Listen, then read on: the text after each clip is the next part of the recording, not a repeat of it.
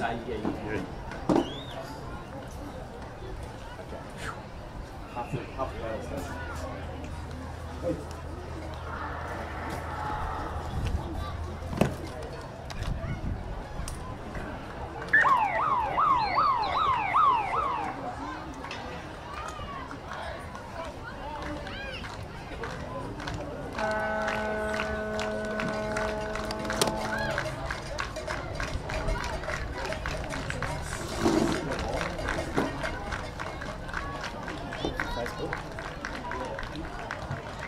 It's definitely their two viewers.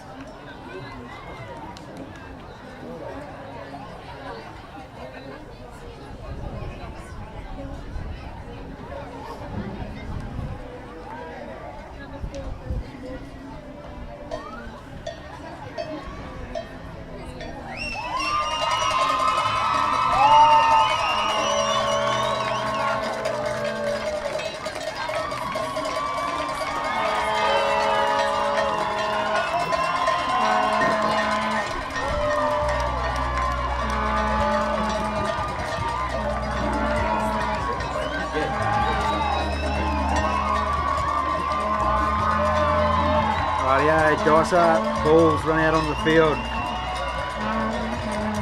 First, and then we've got Emerald Brothers coming out second here, guys.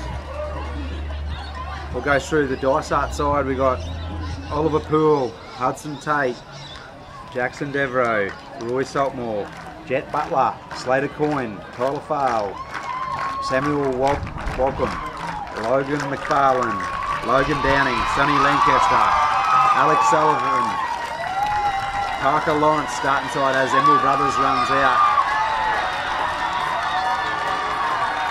Number 1 we got Tate Dave. Number 2 we got JJ Evans. Number 3 we got Braxton Gray. Number 4 we got Preston Lawton.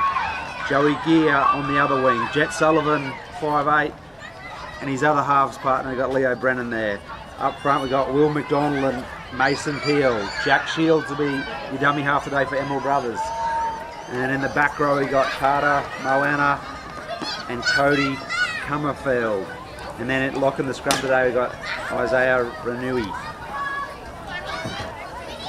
On the bench today for Emerald Brothers we've got Quinn Bertham, Jake Victorson, Jack Dickfoss, Charlie Butchler, Flynn Stewart, Miles Keeley. On the bench for Dysart Bulls we got Peter Vulter, Jake Litz, Hemi Abbott, Marek Reef, Levi Butler, Tannick Wallace. Enjoy a great game of footy there today, guys.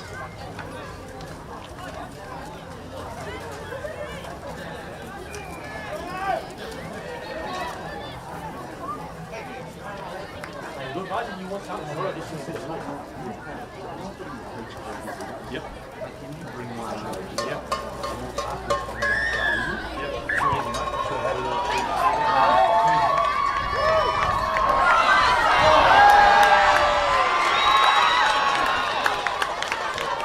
Big start to the game from Dysart, knock on from Emerald Brothers.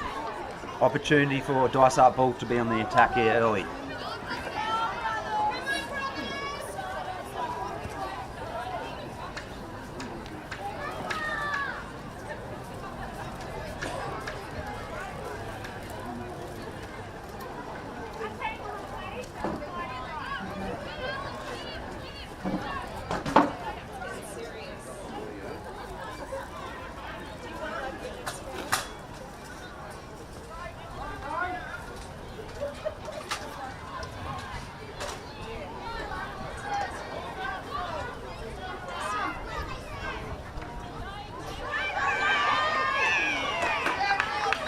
Number 15, Jake Litz has a good run.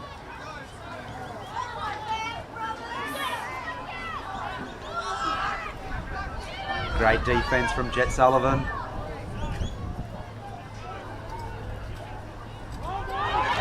Great hands. Good smart play from Tyler Fale there. Little halfback will be pretty hard to handle today. Pretty tricky around the ruck. There he goes again. Great defence from Emerald Brothers. Last tackle. Knock backwards.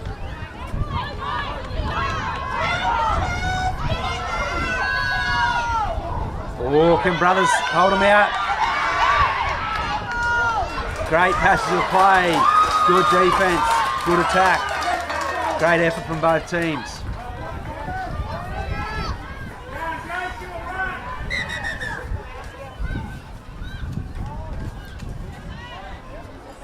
Great start to the game from both teams here, guys.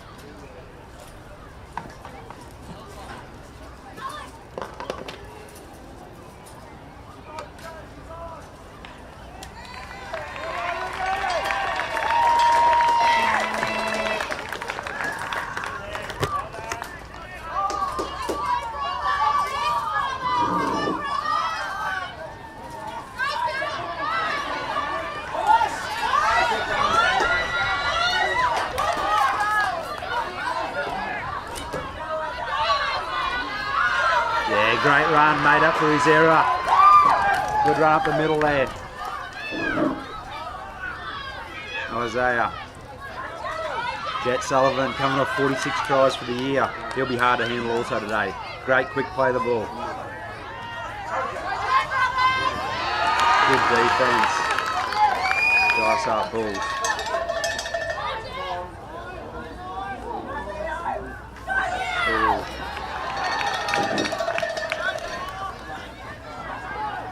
Last tackle, kick by Jet Sullivan, good kick into the corner.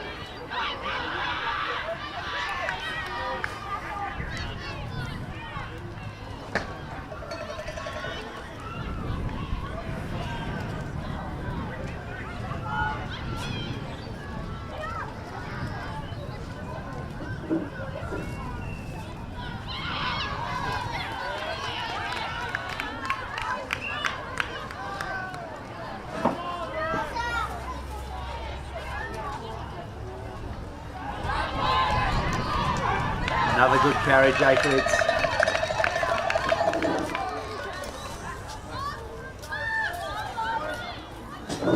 Great play, Tyler Fale. Ooh, good passage of footy there from Dysart. Nearly an opportunity out on the wing there. Great run. Great play onto the 5'8".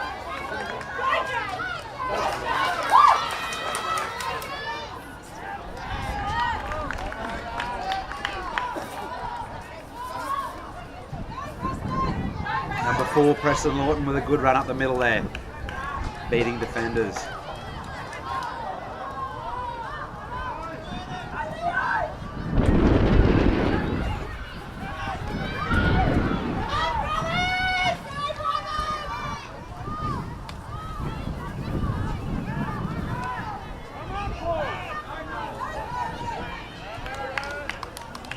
Good run from Cody.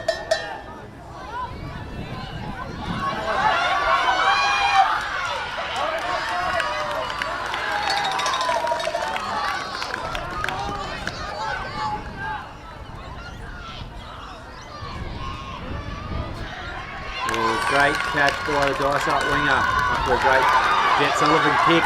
What a great run. Great run from number 3 from Dysart. We've got Jackson Devro.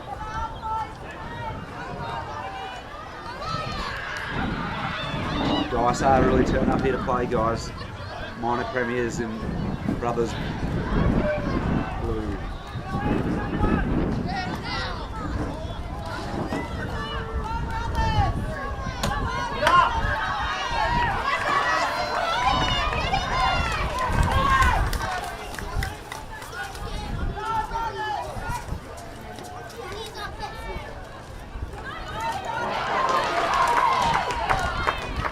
Dysart are really playing a good expensive game of football today, coming off 2 cracking wins against Brothers White and Emerald Tigers Black, the minor premiers. So they have some good running.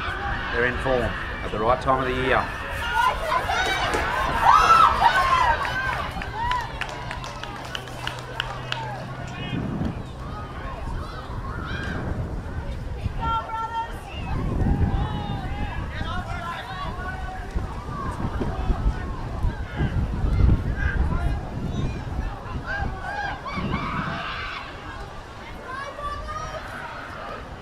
Quality rugby league, 0-0 after 7 minutes.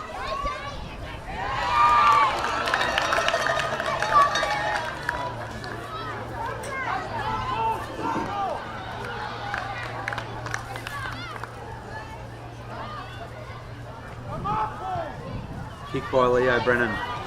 Good catch. What another great run.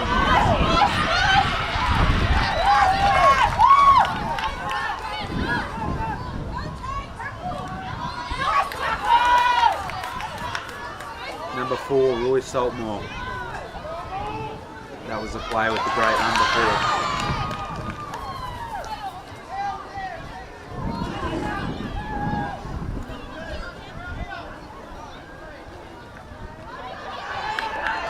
Jake Litz up the middle again, makes a break, fullback to beat.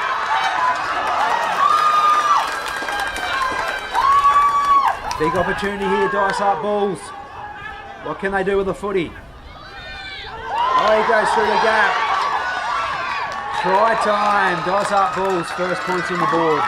4-0, Dysart Bulls.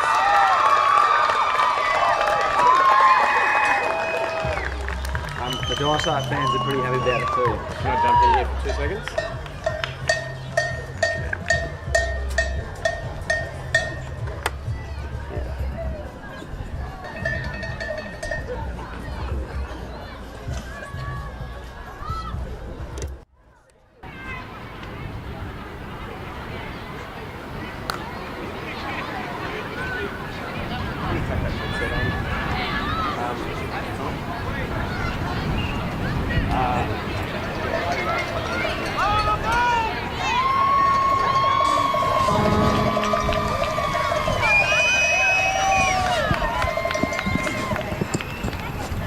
Good start of the footy today, guys. 4-0. Kick to come.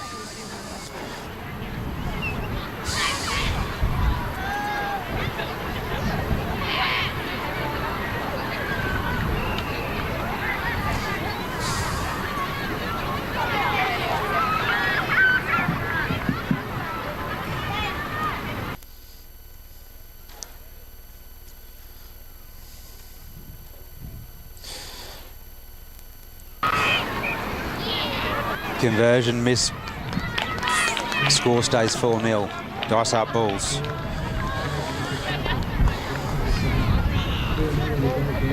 This is a great start to the game of footy today, guys. We've got second place Emerald Brothers Blue up against the 4th place Dysart Bulls in the regular season. Both teams come into this game playing some really good football in the finals.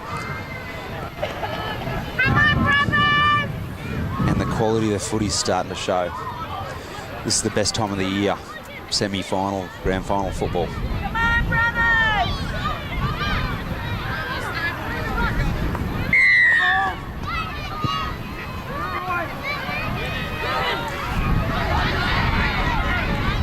Great tackle, Jet Sullivan.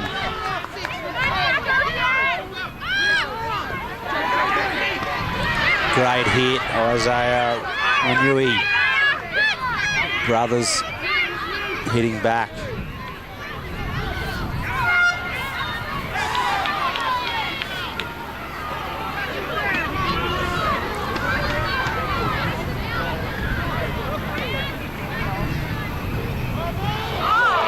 Great defence, Leo Brennan.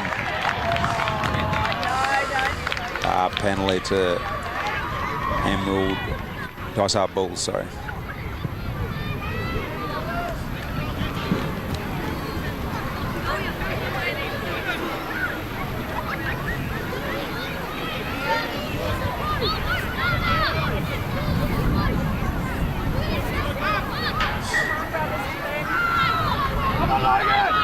Wow, look at the running, great defence.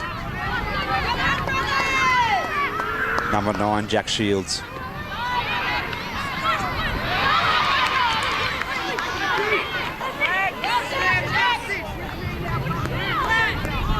All the momentum with the Dysart Bulls. They've started the game on fire.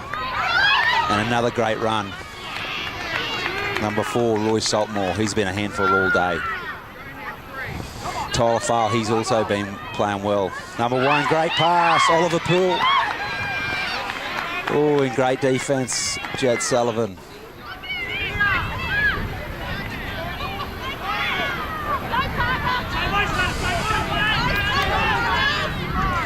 Slater Coins also had a good start to the game, number 6 from Dysart.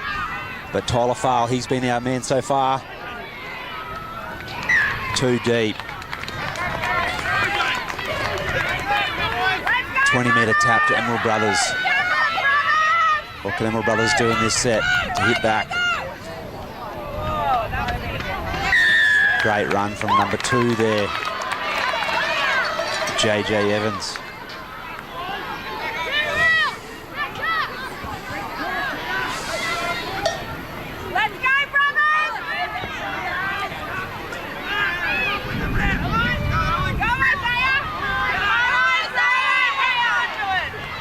Another great run, Isaiah. Equal defence from Dysart Bulls. Number 12 there in Alex Sullivan.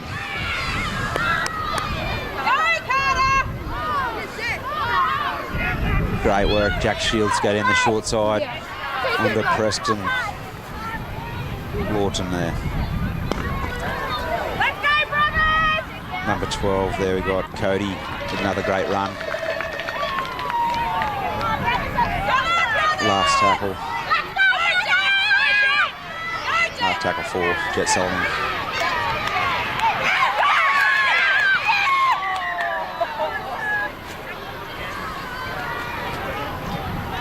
Let's go, brothers! Go, Jet! Go, Jet! Jet Sullivan with the ball.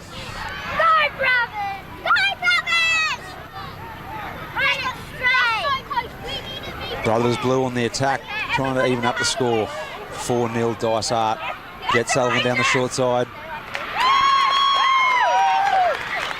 Try time, Jet Sullivan.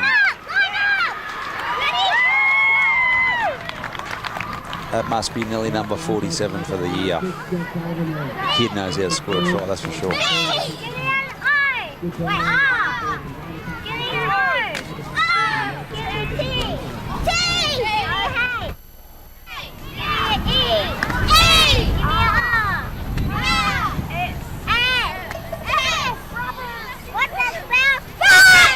For all kick to come at Mackendale Park and Emerald. Grand final day 2025 under 13s.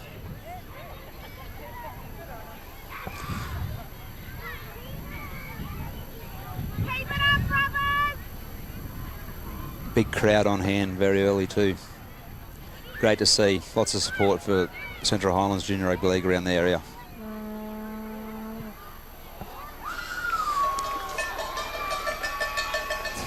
Missed conversion, 4-all. Fair bit of wind here today, guys, so conversions are pretty tough also.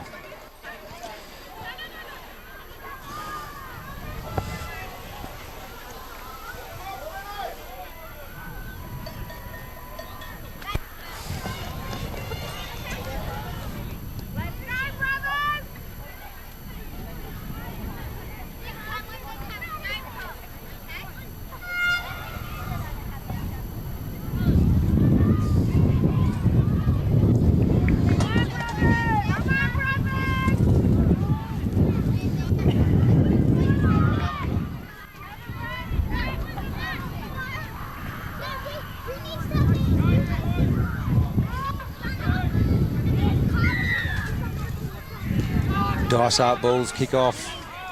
Oh, what a great kick. Oh, lucky for Emerald Brothers. Number 9, Jack Shields onto it.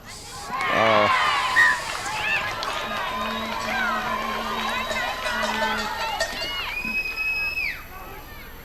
hot here today, guys. The team that can make the less errors probably wins.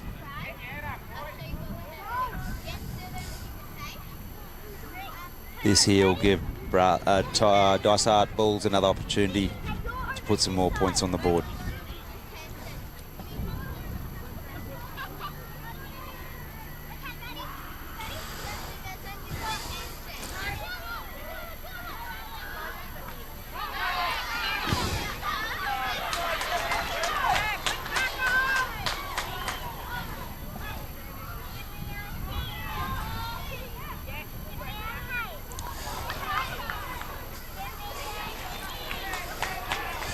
Great set from Dysart Bulls so far.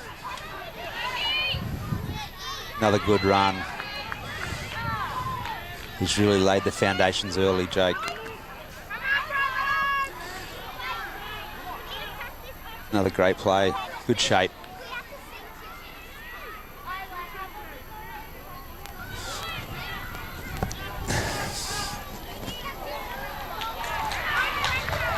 Knock on Dysart Bulls.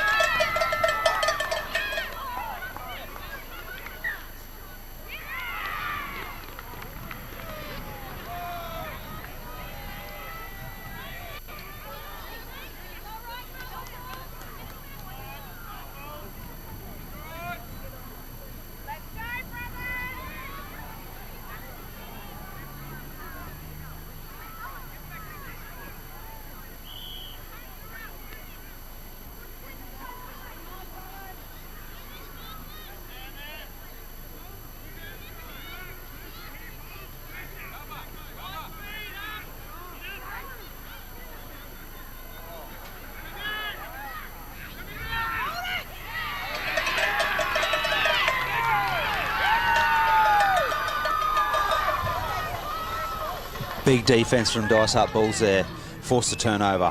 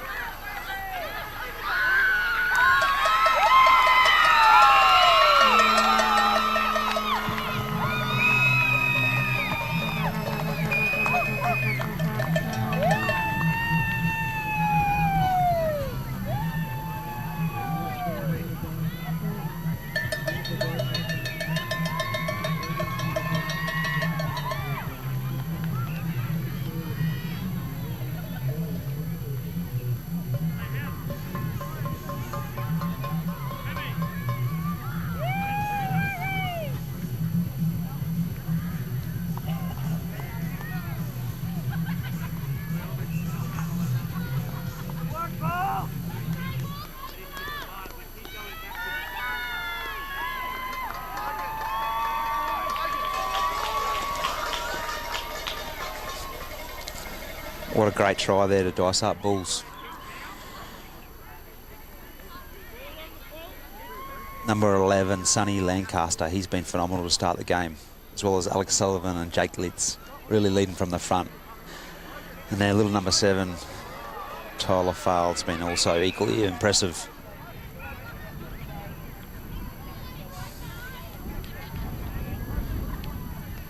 (8-4). Dice up Bulls, leading Brothers Blue.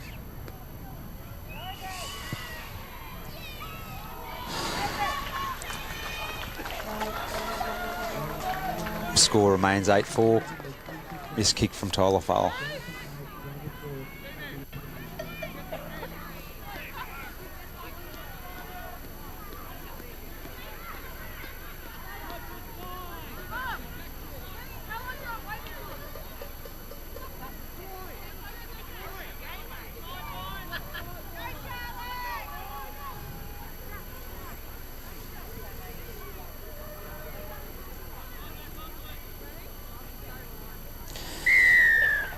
Can Brothers regain the ascendancy? Another great run. Number 15, Jake Litz. He's in the running for the Player of the Year this year also. He's been phenomenal to start this game. Oh, what a great try. That's a huge play.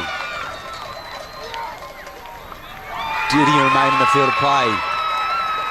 Yes, he did.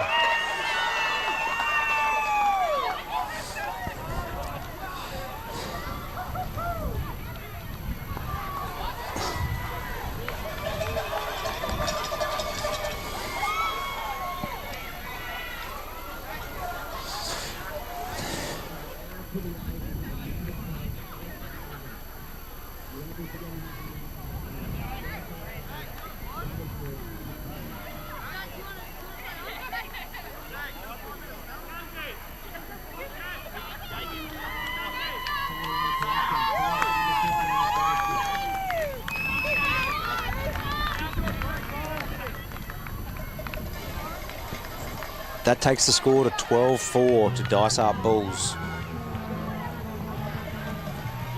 Kick to come from the sideline there.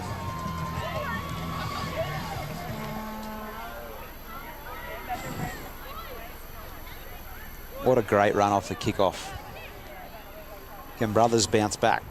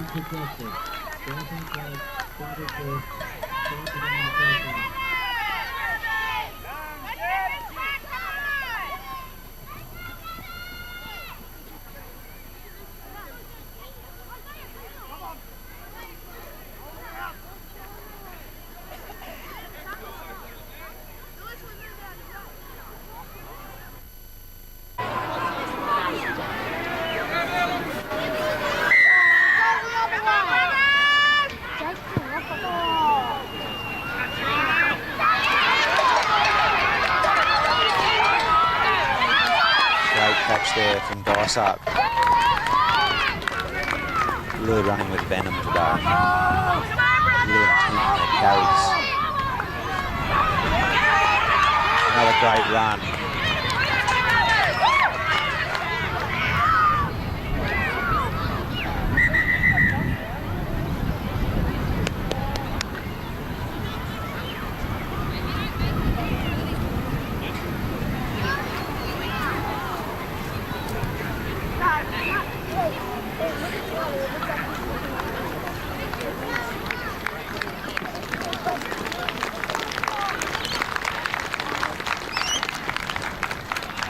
Leo Brennan goes off.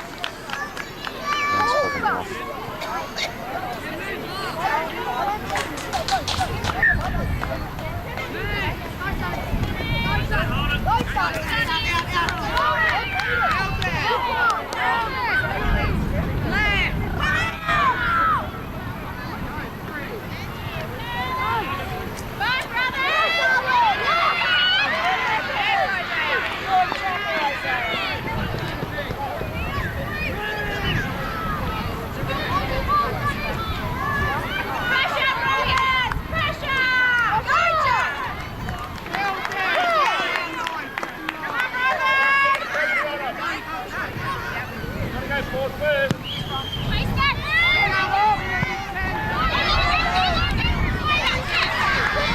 Great kick, Tyler Fale.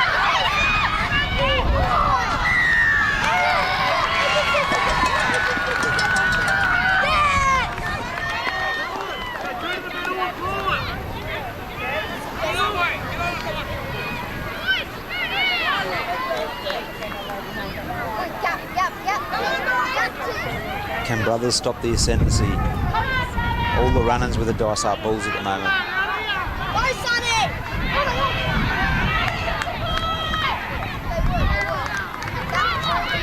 Big contact, Jack Shields. Great defence on the line from the Mill Brothers. Tyler Fale, he's been a number one player all day. Great pass. What a great try. The vision of Tyler Fale, phenomenal.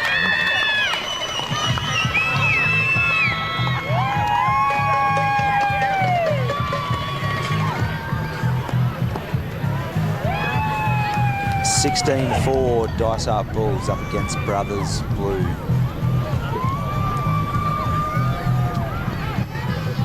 Equally impressive, the try scorer. Great work to finish a nice piece of work from Tyler Fale.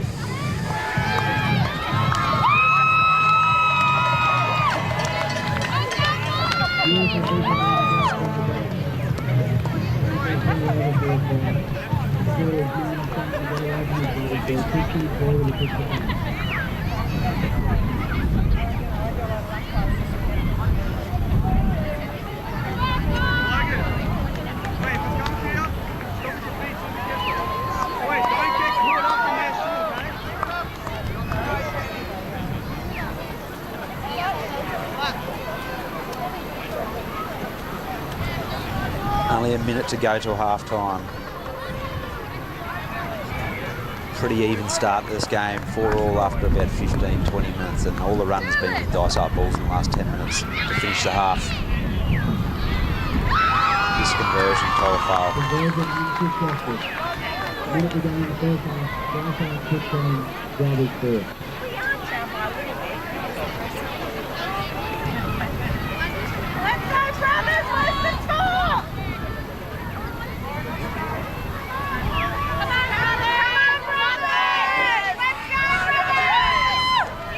Brothers Blue really need to stop this momentum.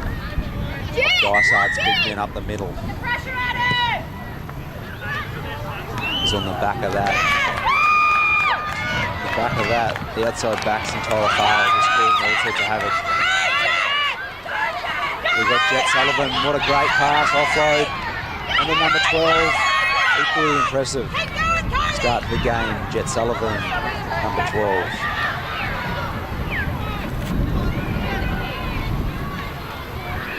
Got a player down here.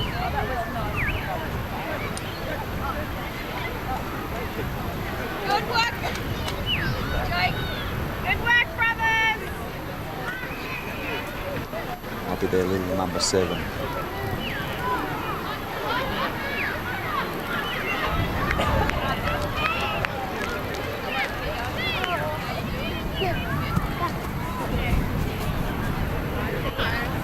What's this? I think.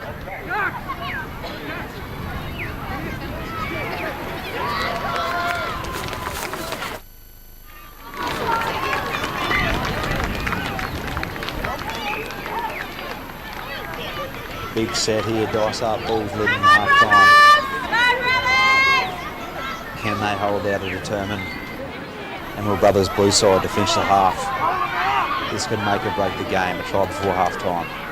Get Brothers Blue back in the game, surely. Let's go, brothers! Come on! Come on, brothers! Great run.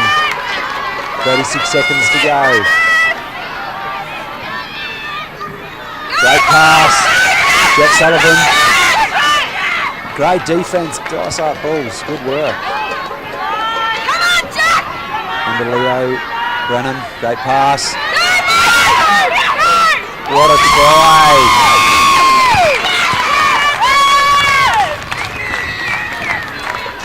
Number 4. What a great try there. Good work from the inside there. Leo Brennan through the hands out to the backs to finish the half on a high. 16-8.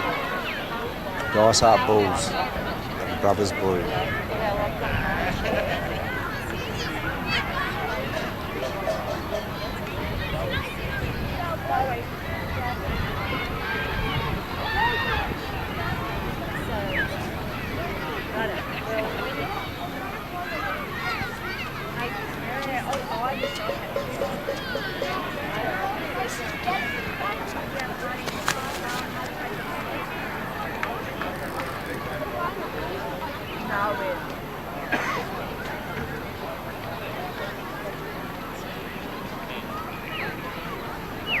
Brothers Blue really needed that to finish the half, so this sets up a cracking second half there. Great effort with the kick, slightly to the left. 16-8.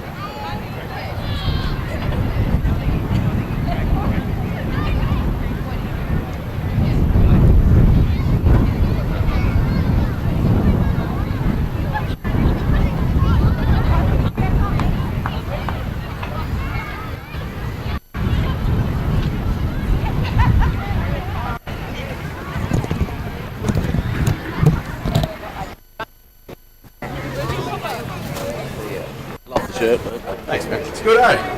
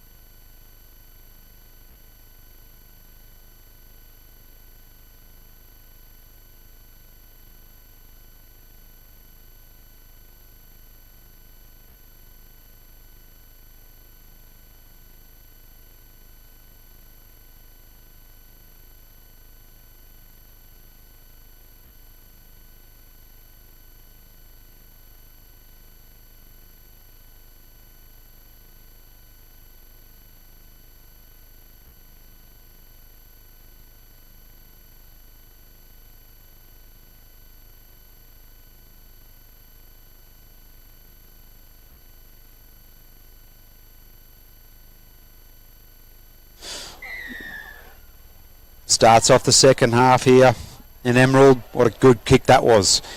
Did he force the error? What a great kick.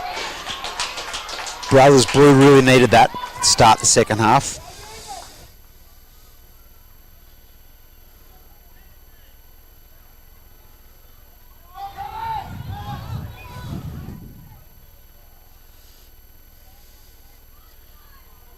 Really shaping up to be a great game of football. Already is.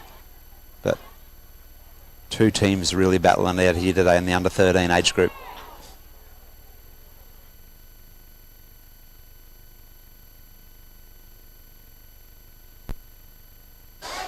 Great run, Preston Lawton. He's played really well in the centre position all day.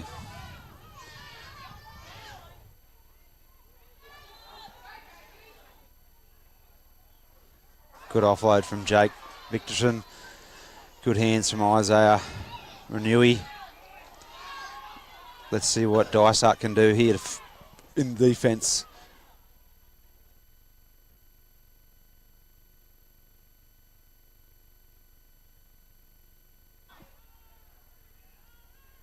Jack Shields onto Jet Sullivan. Great offload, Jet Sullivan. Good hands from Jack Shields out to Isaiah Renewey. Great pass again onto number 17. And that's try time, number 17.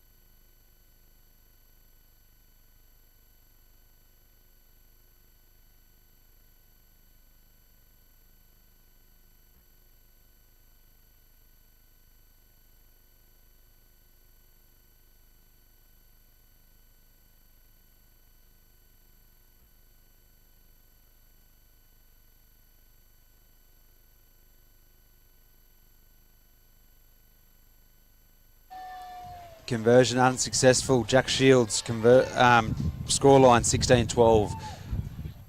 Dysart Bulls up against Emerald Brothers Blue. That's 2 tries in the space of 10 minutes there at Brothers Blue after a cracking start of the game from Dysart Bulls. You're all over it there, Tommy. This is Brothers had all the work to do leading into half-time. And I reckon the message from the coach was to come out and boys hit harder, run faster. Spread it wide, draw those big defenders in, and let's get the lead. Yeah, absolutely. Tyler Fowles back onto the field. They've really missed the direction around the middle of the park there from Tyler Fowles to start that second half. Little number 7, he's been absolutely terrific all day. Brothers now working it out from their own line. These are the hard yards. Anyone who's played a little bit of footy knows the first set after a try is the most important one. Good defence there from Dysart. Brothers tackle 3.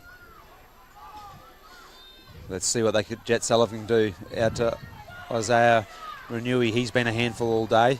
He has. Isaiah definitely has there, Tommy. He's a big body and he's hard to pull down. Great pass. Leo Brennan. Number 12, we got Cody Cummerfield. Another great run. Last tackle, Jet Sullivan with a kick. What a great kick that is. Brothers are chasing through hard. There's a bit of pressure here on the fullback. He takes it well. Number 4, Roy Saltmore. Tell you what, plenty of running out there, Lockie, today. There is, mate. She's a fast track by the looks of it. The McIndoe, she's looking to dream today, Tommy. She's looking to dream.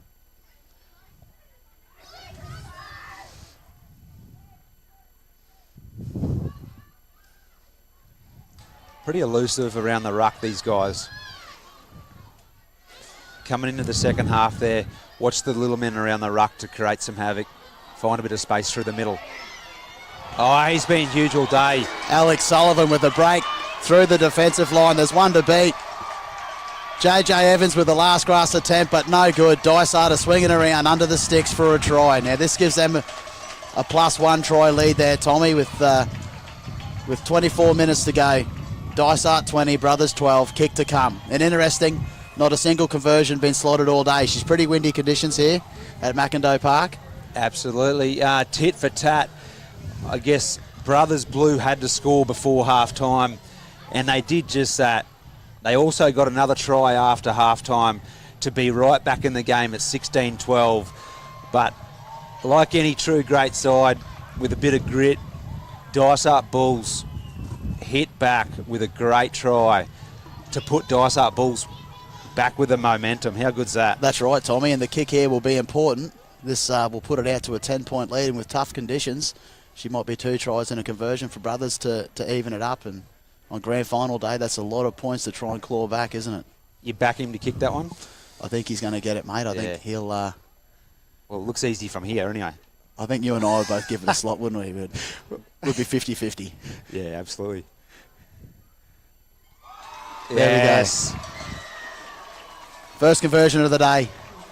This Great puts work. Dysart up 22-12 in a really, really high-quality game of footy. I'll tell you what, Tommy, there's been very little handling errors today. Both of these sides are both delivering a beautiful game of footy on the biggest stage for their season. Yeah, absolutely. 2 terrific sides playing the right style of footy at the right time of the year. Now, I think a lot of people during the season would have been wondering who was going to make this grand final. I'm pretty sure Dysart finished 4th on the ladder and Brothers second. So the hot favourite Tigers were knocked out last week in the semi by this Dysart side, and you can see why. They're off the back of those couple of second rowers, the halfback with beautiful vision. This is a classy little team here from Dysart. Yeah, no, absolutely.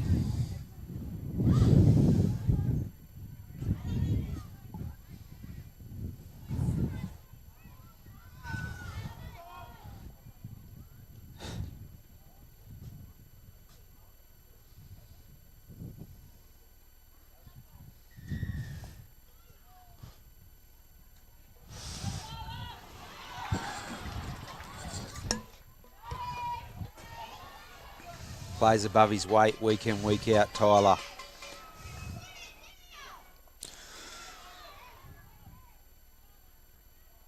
Try score, Alex Sullivan, taking the ball up near the halfway line for tackle 2.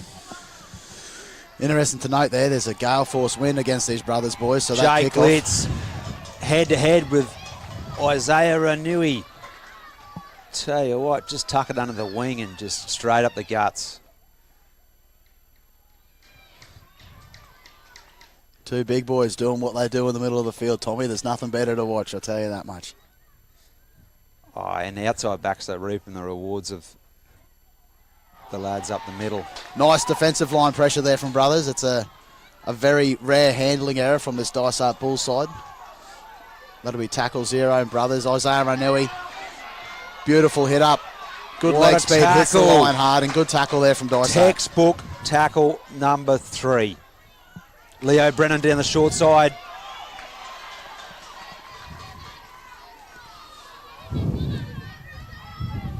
Number 3 from Dysart Bulls, Jackson Devro. The Devro name. The Devro Could name. be a Devro we used to spend a bit of time with at St Brendan's College back in the day. Jet Sullivan, here he is through the middle. Nice run there from Jet. Good straight. And a piggyback penalty for the Brothers boys. This is just what they needed. With a 10-point lead to Dysart, this is their chance to try and claw one back, I think. It's just been back and forwards, Lockie. We've got Dysart obviously regained the ascendancy by scoring that last try, but then look at Brothers through some great defence with the turnover. That's right. Puts Brothers on the attack. And with 20 minutes to go, mate, there's plenty of time to claw these points back. Jet Sullivan attacks the line and he scores. There it is, Tommy. Try. There's the hit back try. There's the one we were looking at. The unforced error. And a try there to Brothers, putting them well and truly back in the game. 22-16 with a kick to come. Going to be a tough kick to make that one, Lockie, but it is. Yeah, like we said before, this wind she's really blowing a gust here today at Mackendale Park. And for the other two games, I guess the captains of those sides will be taking note which way the wind's going and whether they're going to run with it or against it in the first half.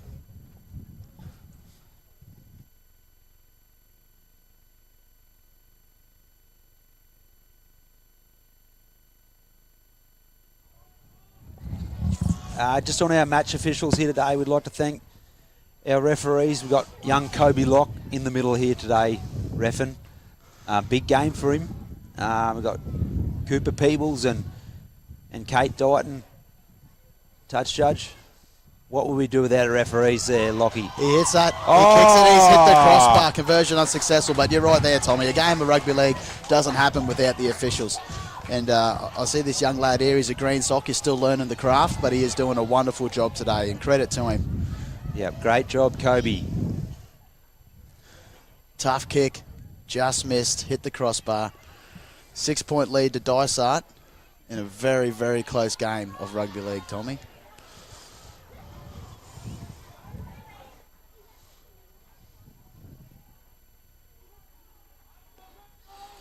Like we said before, the first set after a try is an important one. Brothers are just going to want to march this one down the field and get a nice kick to the corner, I think. Good catch, Preston Lawton. Equally impressive tackle, Tyler Farl. He has been in everything all day, that Tyler Farl, mate. Absolutely. Plays well above his weight.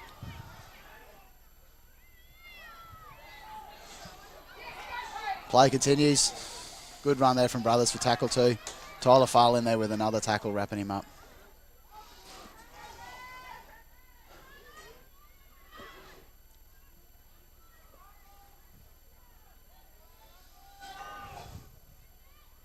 Great service out of dummy half. Jack Shields onto Jet Sullivan. He's a crafty little dummy half there, Jack Shields also. Yes, he throws a good ball, Tommy. Carter Moana.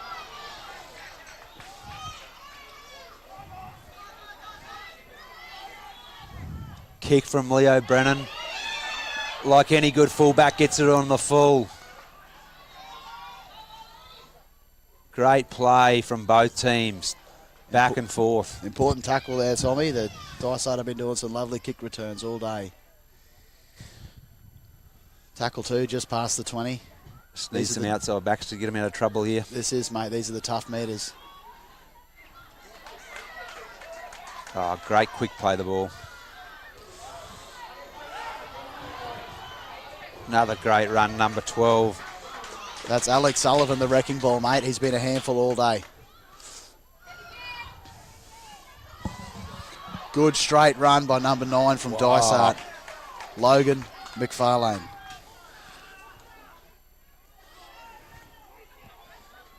Got a fair boot on him too. Wow, Nice what a take. catch. Good catch. That was number 17. Charlie, I think it is. We'll call him Charlie. we'll stick to Charlie. But no, great catch there, mate.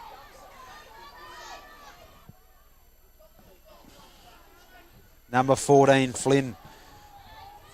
Flynn Berthen. Flynn Berthen, good carry up the middle. Another stinging run, but equally Mason stinging Peel. tackle there from the number 15 from Dysart, Jakey Litz. Leo Brennan. Nice hands onto Feeds it Preston onto the- Lawton. Good run by Preston. He's still going, pumping those legs.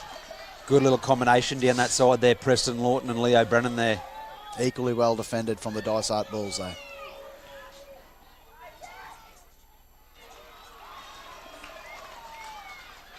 What a great game of rugby league. High quality game, Tommy. Tackle 5 here from Brothers. Kick downfield from Leo Brennan. What a Finds great bit kick, of Leo space. Brennan. The bounce can be a tricky one. Excellent tackle there. Kobe Comerfield with the tackle. Number 1 from Dysart Bulls, Oliver Poole with a good carry out of dummy half. Oh, here he is.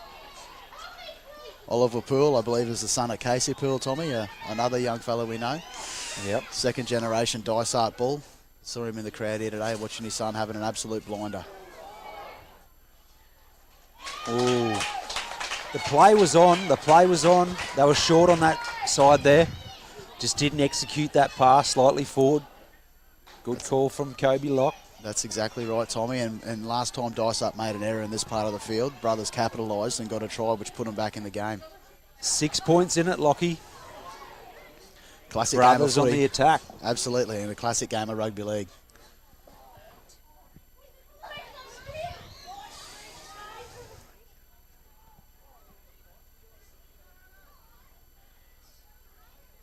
Leo Brennan feeds it onto Comerfield. Gets the offload through. A little bit of space there.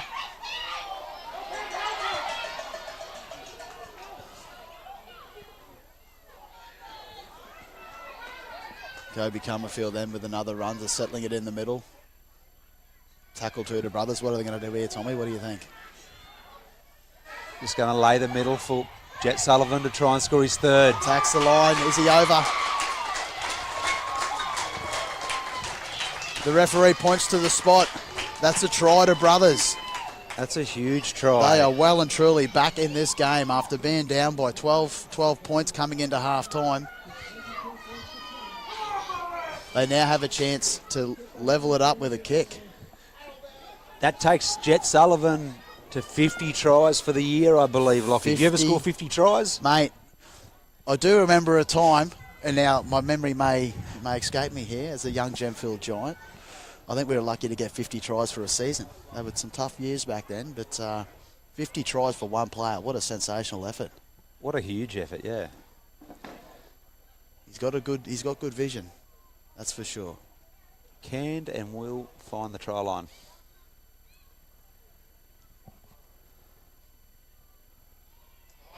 Conversion is successful, and we have a 22-22 scoreline. Down to the wire. It is, absolutely. And it's a game where I think it may be an error, or it could be a back-to-back set, or a penalty might be the bit that separates these two teams.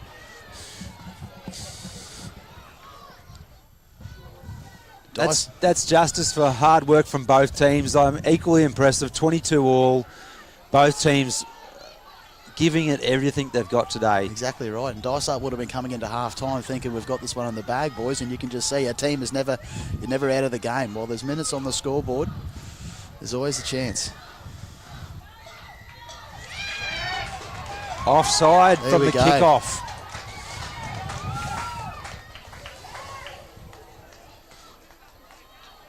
Tell you what, Lockie, I called it last year in the 17s.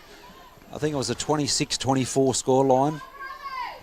Brothers up against Claremont Bears. That was a cracking game. Remember the game? This here is equally impressive. Yep, well and truly, Tommy. Carter Moana takes the settler, the tough one off the middle. That's it.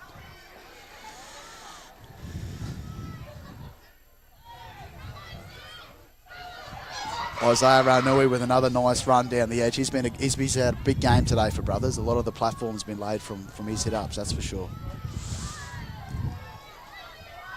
Leo Brennan has a run himself.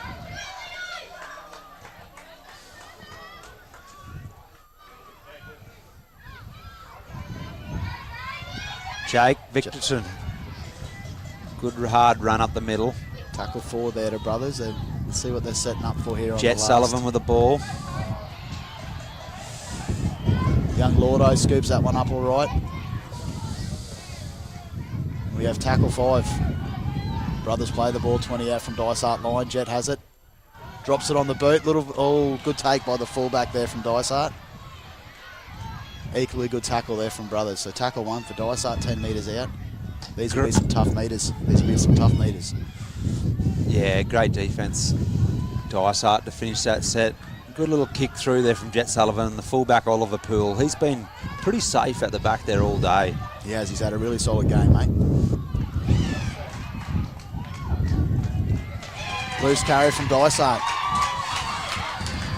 Now, I don't want to be repeating myself, but off the back of their last 2 errors, we have 2 Brothers tries. Now, this is a chance. Brothers haven't had the lead all game. They'll be attacking the line 20 out, and they'll be backing themselves, I think, Tommy. They'll be confident with an option here.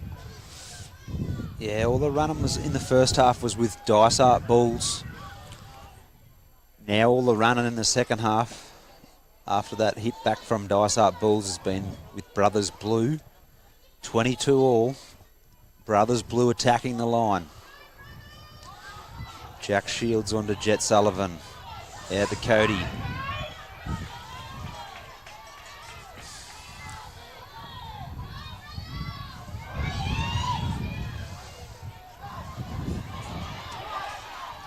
Another great carry from Preston Lawton. He's been solid all day, mate, down that edge. Him and Cody Comerfield got a good combination. There's plenty of space on the left for Emerald Brothers if they can get there.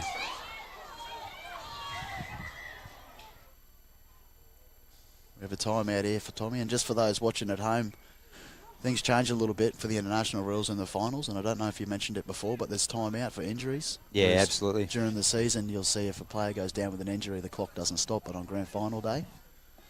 Yeah. No, a few little changes, obviously, as you can see, with our top try scorers, you'll see the list there on the live feed today there, guys. We got some great names there for the regular. These are for the second week of the finals. We've had Jet Sullivan with 47 tries. We've got Riley McIver from Blackwater Crushers with 27 tries for the season.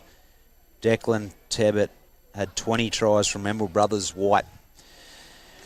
And young Dusty Hughes there had 18 for Emerald Tigers Black. Sonny Myhill, his dad will be impressed. He had 18 for the year. I don't reckon Scotty would have had 18 for the year. No, lucky to get 18 for his career, I would say, mate. Jackson McIver had 17. Young Eli Pethers, he got 17 for Emerald Tigers Black. Rightio, back into the game. Isaiah Ranoi takes a settler towards the middle. That'll be tackle 2 there for Brothers. Last Jack Shields tackle. is sending his 5'8" out. Cut out ball to Carter Moana. What's he do? Wow, great scramble. Good defence from the Dysart Bulls. Offside. That was good play by the referee. He could have called that earlier, mate, but he let the play continue. The advantage with the Brothers side, and when they didn't take it, we have a tap here in the middle. 10 out. Carter Moana with a barracking run. Does he get the ball down? He's held up. Great He's defence. just short of the line. Beautiful defence from Dysart.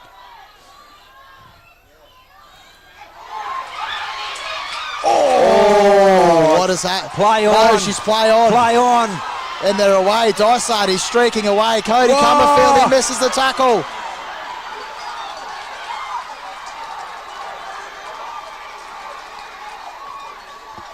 What Number a 6, play. Slater Coyne. That was a huge play. Massive play, Tommy. The player's never over. That is a tale of woe there potentially for Brothers. They thought they may have had a try. Referee has called play on, and Dysart have streaked away. That's a 100-metre try. It's a fair try. Back in front. It is a beautiful try. Fair try. I called it. I thought it was a knock-on. Yeah. And got a play to the whistle. Definitely, mate. He looked Young like Slater Coyne, full length of the field try. he does look like he may have put that ball down a little short. And, The momentum, all with Brothers Blue. It was. They've been parked up on that Dysart line for the last 5 minutes. Huge play in the context of the game. Massive. And this is a big kick, Tommy. This is 4-point lead currently. 7 to play. That probably gives each side 3 or 4 sets each. Now the trainers will be trying to get the Brothers boys to settle down behind the line. They've played from behind all day. They can potentially claw it back. That was insane. That was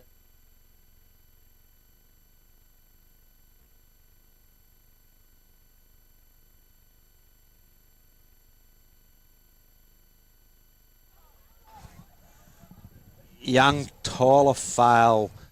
This is a big conversion, Lockie. This is a massive one, Tom. Huge kick in a game where we've only seen 2 conversions, 2 successful conversions, potentially this being the 3rd. I mean, to go a full 6 points in front will be huge. It will. Oh, he's pushed that one left of the sticks. That might come back to cost him. It potentially could.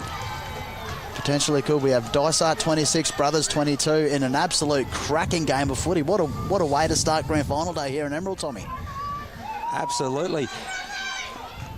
I'm pretty excited for the next game also, Lockie. We've got minor premiers and Emerald Brothers who have been huge all year against the rough and tough kids from out Central West. That's right. You might know a couple from out there also. I most definitely do, Tommy, and I've got a bit of nostalgia walking into the field this morning. We'll let the kickoff go and we'll continue on with the 15s review. But JJ Evans plugs that one down the field. Well taken by Dysart. Oh, loose carry from Dysart. Is this the chance the Brothers boys were talking about behind the posts? That was a big tackle, good contact. Huge finish to this game. In what has been a very high quality game of rugby league. We can't forget some of these boys are 12 and 13 years old. The skill shown here today has been exceptional.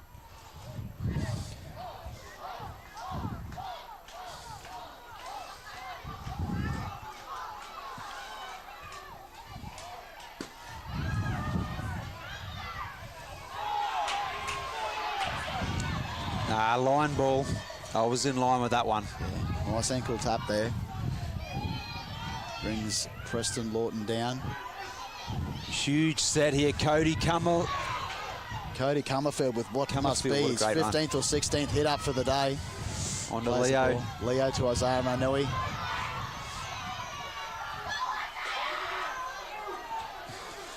Brothers here on tackle 3, 10 metres out from the Dysart line.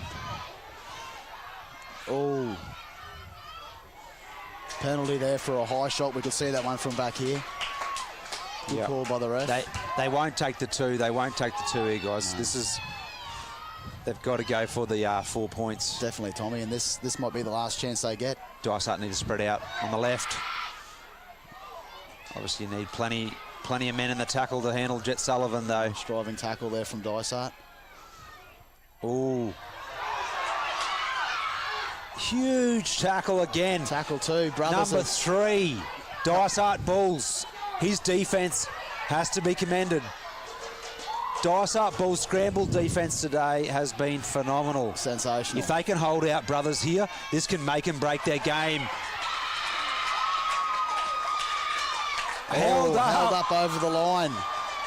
On tackle 4, play, Jack Seals. Dysart Bulls. He had a go. The gap was there, but great defence from this young Dysart side. Still opportunity here, though. Here we have tackle 5, last play. There's numbers left if they can get the kick wide. And he's big defence. Change over. Dysart Bulls. That can make or break your season there. That can, Tommy. There's an opportunity to get the pass and a pressure kick, but great defence from this Dysart side. With 2 minutes to go, a 4-point lead. Brothers Blue can hold their head high. They threw everything at Dysart Bulls there. 100%. But that defence has stood strong like it has for most of the game, Tom. What have they got to do here to hang on? 2 minutes 30 on the clock.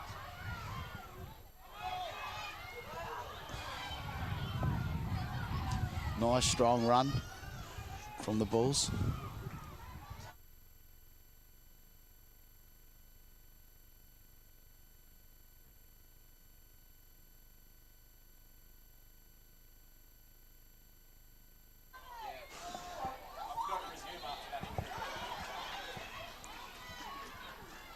Great set here from Dysart Bulls. Dysart will be looking to just control the ball here and get a nice deep kick with 1:40 left on the clock. Almost the perfect set there, Lockie. It was a great set, and this will be Brothers' last chance, I would feel, Tommy. Cody Cummerfield sees a gap. I'm going to say it's Preston Lawton. He stays in. Preston Lawton, sorry, what mate. a play from Preston Lawton. Great run, young man. You have set your side up for a phenomenal finish. Oh, poor pass there, and Isaiah Ranui couldn't handle the bouncing ball. A minute to go on the clock. And this might be the game, Tom. Dice up with the scrum feed, minute left. Brothers will really need to pull something special out of the hat here.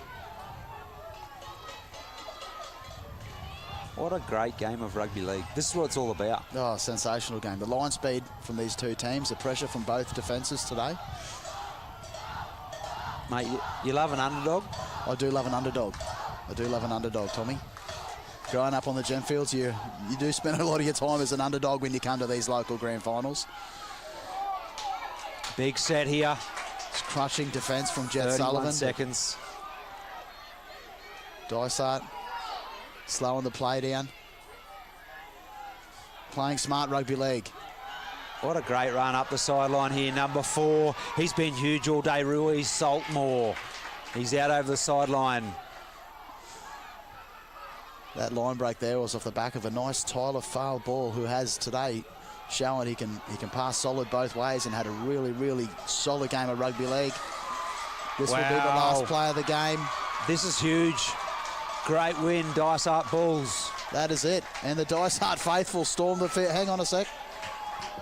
The referee.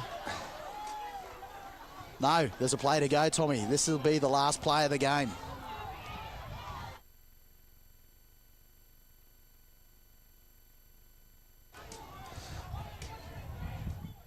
This will be a huge play.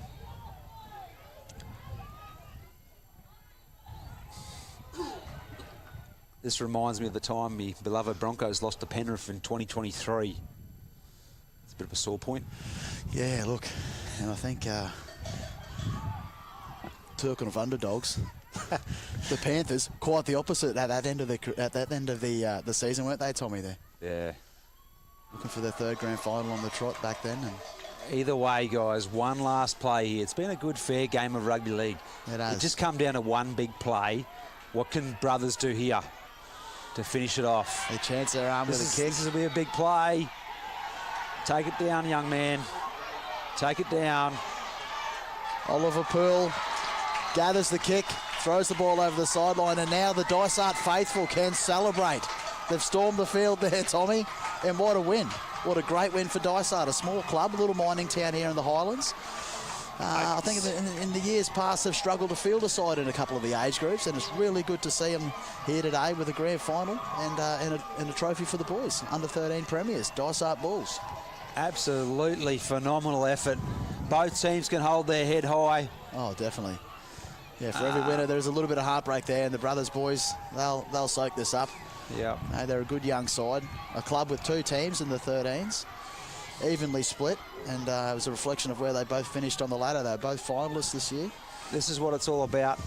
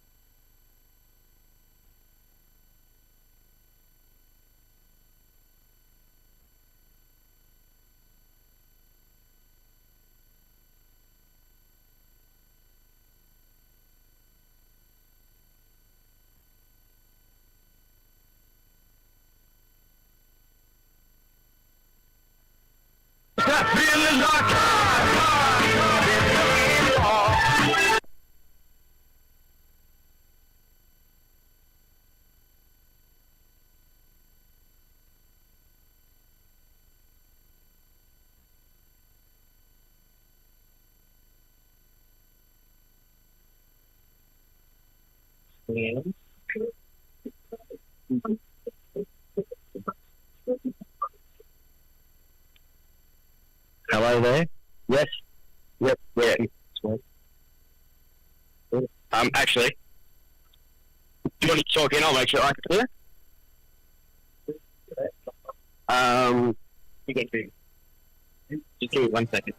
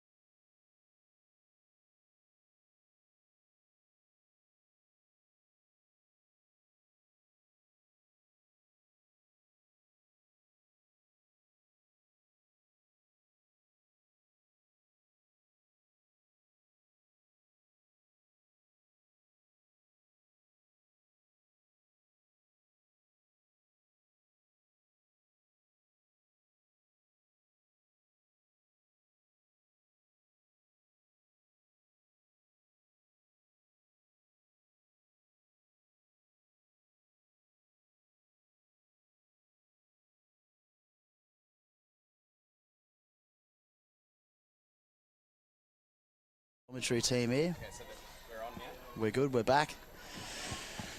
Lockie Jarrett here, sitting with Jay Edwards, one of the Tigers faithful. But, how you been, Jay? How's things? Yeah, good, mate. Just finishing out the season. Looking forward to a few days off. Bit of fishing on the weekend, so. Nice, mate. Nice. And for those who don't know, Jay's heavily involved out here in the Central Highlands with Junior League. He's been instrumental in developing the girls' game, and I think your girls have got a game there as well today, mate. Yeah, we've got a game against Norse. Norse have been pretty good to us. They've travelled out here a couple of times, and we've gone into Rocky and developing a bit of a relationship between the two teams, as well as Yeppoon. So yeah, it's good for the girls. We've got some players doing really well, and some girls developing. So it's good to have girls footy on grand final day. So we're pretty excited. That's excellent, mate. That's really good. And for these little regional towns, you know, it's instrumental, the volunteer, the service that some of the people of the community give for the children to have an opportunity to play rugby league. And you know, 4 or 5 or 6 years ago, there wasn't a girls' competition, was there, mate? And it's been instrumental, the development from the feet on the ground of the Highlands, Jay in particular. It's really good to see. Yeah, mate, we've got a heap of great volunteers that help us out and get it done. It's something we want to put in place because all the girls see their brothers playing grand finals and stuff like that. So now we're building to an opportunity where hopefully one day we'll have a local grand final. Mate, and I'll be there on the day to see it. It'll be a beautiful thing. Now, we've got just winding up the presentations here for the under-13s. We'll just go through the under-15s grand final team list. We have West boys. This is their first grand final here in the CH competition, and I guess a lot of what we're talking about before, volunteers and commitment, and the parents and the kids. This is a massive effort for a side to travel every week just to make it to a game, and now they've made it to the biggest game of the season, the under-15s grand final.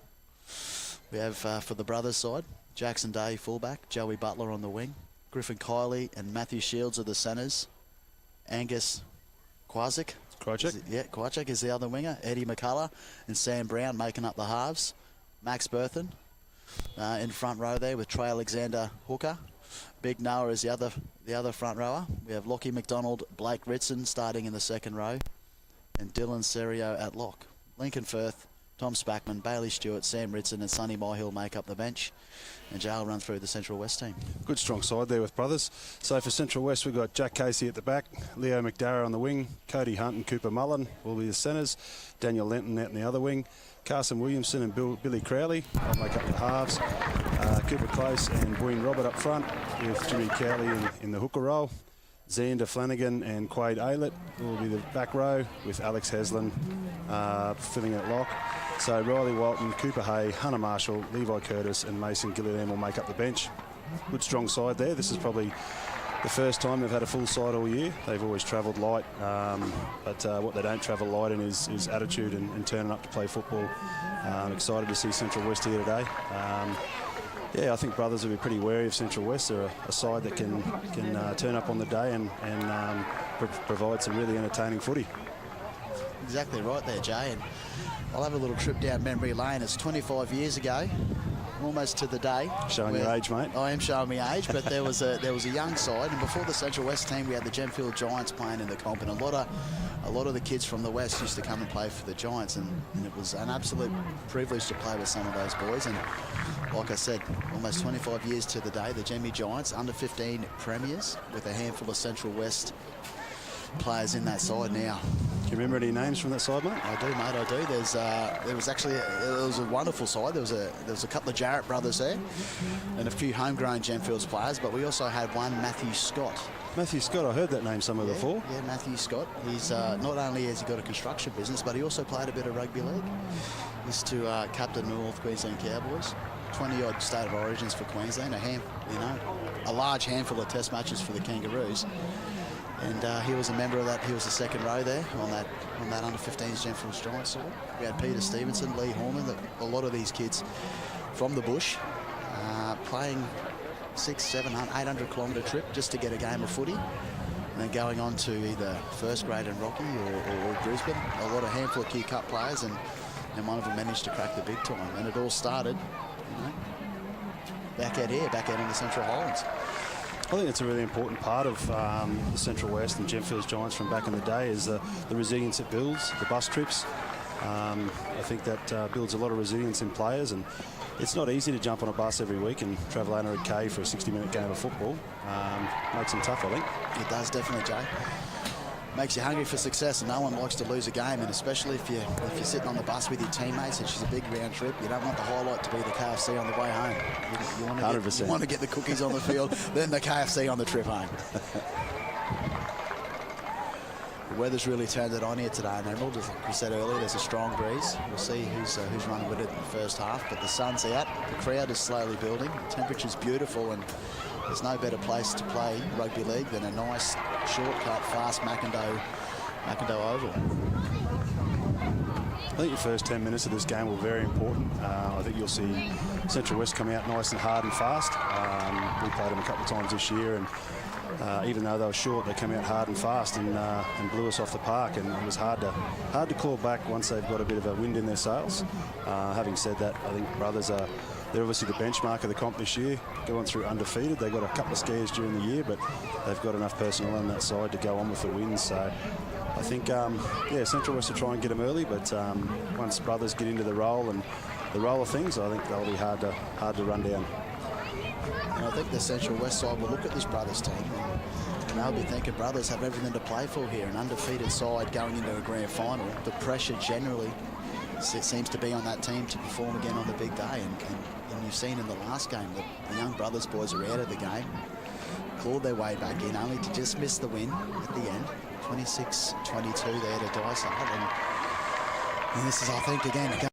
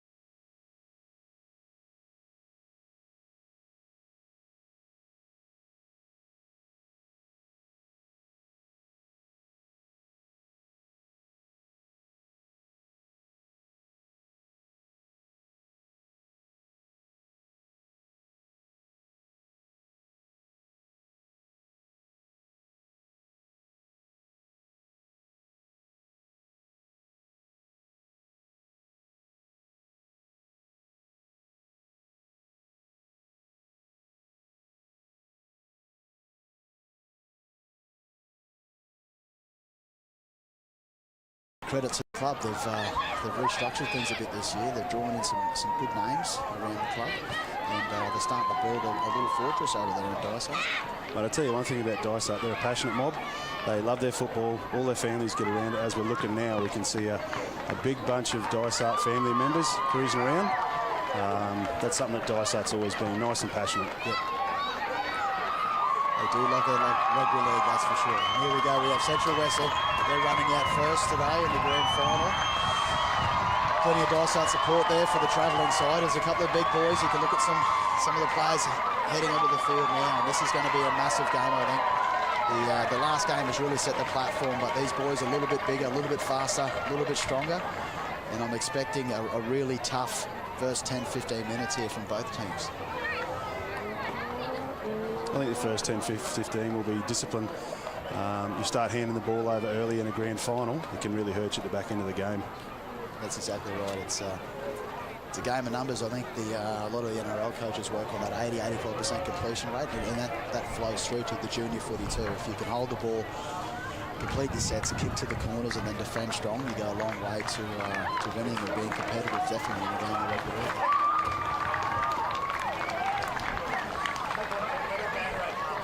Central West out there ready to go. Brothers won't be too far off.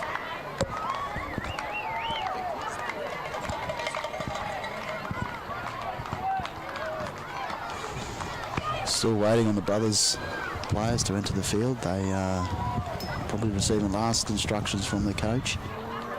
Could be a couple of mind games as well, mate. Keep the opposition waiting. It's an old-fashioned trick, but it works. Most definitely.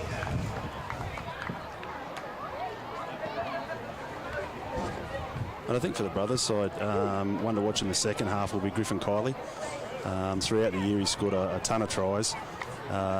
He's really lethal in the second halves. Most of his games you see when he's fatigued and players are only getting half shoulders in the tackles. He's a real weapon in the second half. Yep. Yeah, off the back of some good ball from the halves, I think Griffin Coley will be a handful today, most definitely on the edge there. We have, I have seen young Sammy Brown floating around the gym a little bit these days. He's a small body, but he hits hard. He can set up a try. He's pretty handy, mate. He is, mate. He's a good little player. Definitely has a solid boot on him. Yeah, I think this is going to be an absolute cracking game, and we'll see where it's one of that first 10-15 like we keep talking about. They're going to be instrumental. Keep an eye on the lock for Central West, Alex Haslam. He's playing some good footy this year. Nice and aggressive. Yep.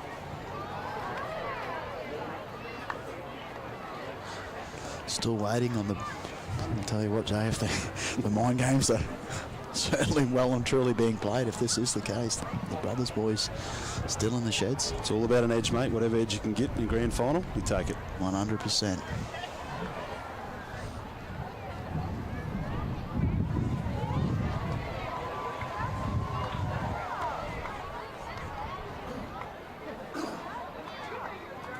Another one to watch is probably Jack Casey, the fullback from Central West.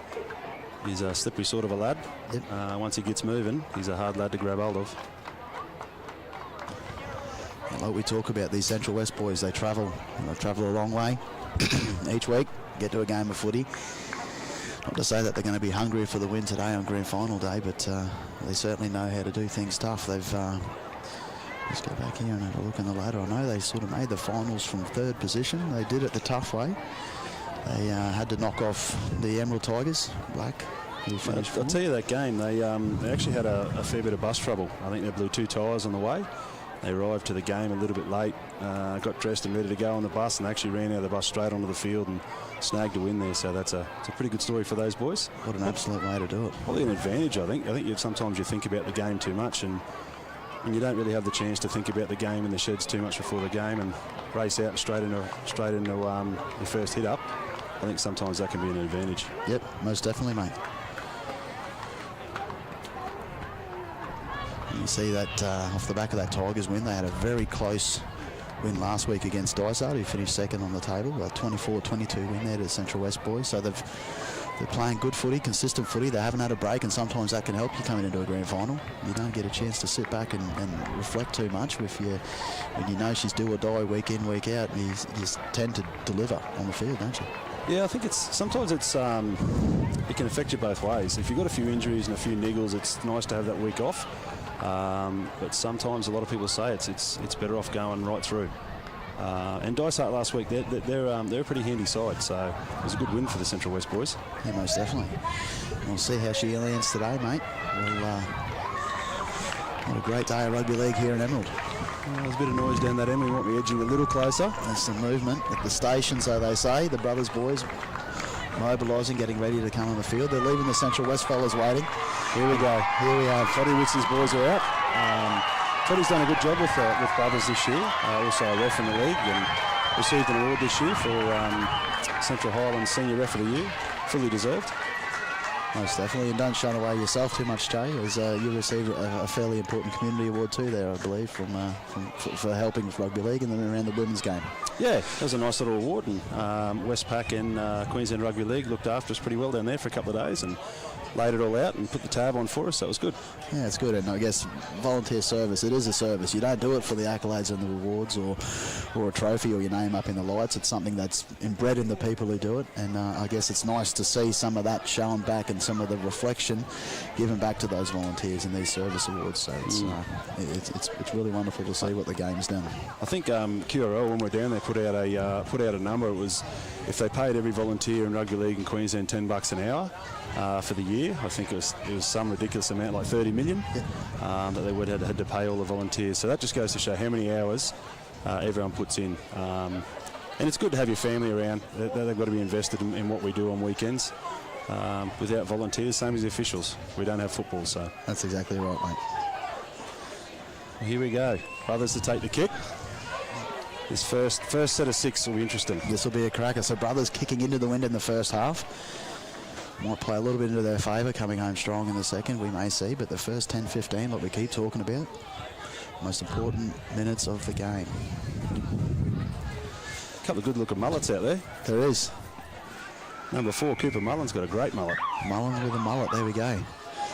Let's kick off. Central West field the ball on their 35. Tackle 1 there from Brothers. Nice short kick. A fast line. You'll see this defence moving up quickly on the Central West boys. Good contact. Good contact.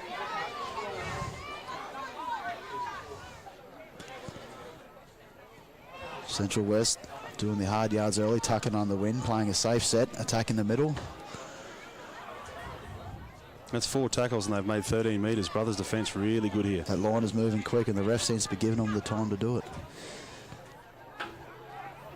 Early kick. Here's your danger man. Well taken. Coley with an early touch.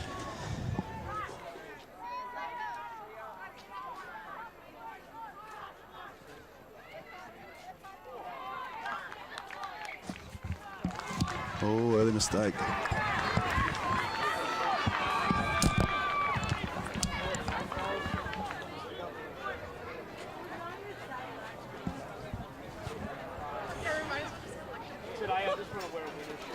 I just missed that one, Lockie. It was an early mistake there on the. It was an early ball handling error from the Brothers' side, coming out of their own half. Central West with a scrum feed and possibly the first attacking position for the game.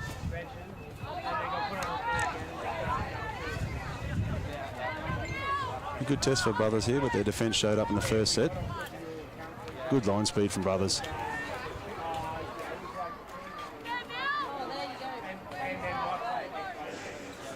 Tackle 3 here, Central West. A little bit of shape to the lock. And a little wider. Alex Hesland takes the ball up. Tackle 3 there from Central West.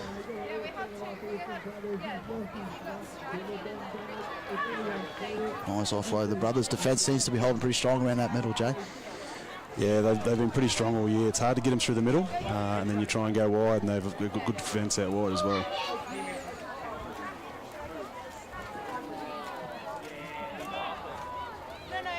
This is the 5th and last play here from Central West. What are they going to do? Got the winger out there on the paint. Good catch. Good catch from Brothers. In the end goal, that will be a tap on the 20. Well, Brothers seem to handle that first attack and said okay. Central West didn't throw too much there at them, but it is early time in the game.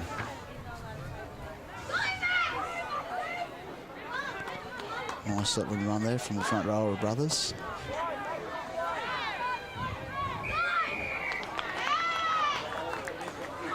Bit of discipline there. Yeah, picking back in penalty there. That'll be a tough one for Central West. The boys will have to retreat now, set their line. Brothers seem to be hitting that line pretty hard, mate. They've got a quick ball. Not going with the kick. Early tap. Straight through the guts. Nice low tackle there from Central West. Brothers on their own 40. Good run there. This number 18, mate, he's been in everything from the start. Dylan Serio, I believe his name is. Some good defence and a nice hard run there. Big Maxi. Good settler to the middle. Us former front rowers, we love to see it. We love to see a good settling run to the middle. That's our bread and butter. That is our bread and butter. Ooh. Poor pass and a little knock on there from Brothers. So there's a little bit rusty with the attack at the moment, the Brothers boys. Could be a little bit of nerves. Could be. I think the message from the bench will be just settle it down, fellas. It's early in the game. Don't push the pass, take the tackle, and let's get to the end of our set. Yeah, completing sets is a big thing. Got to get through your sets. Scrum here to Central West on their own 30.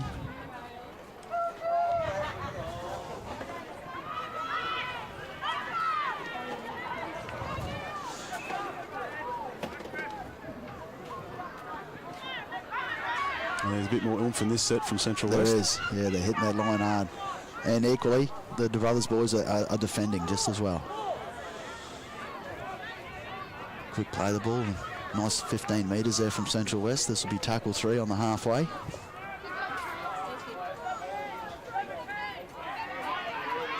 I like the winger on the left-hand side. He's staying out nice and wide, giving his halfback something to aim at later in the set.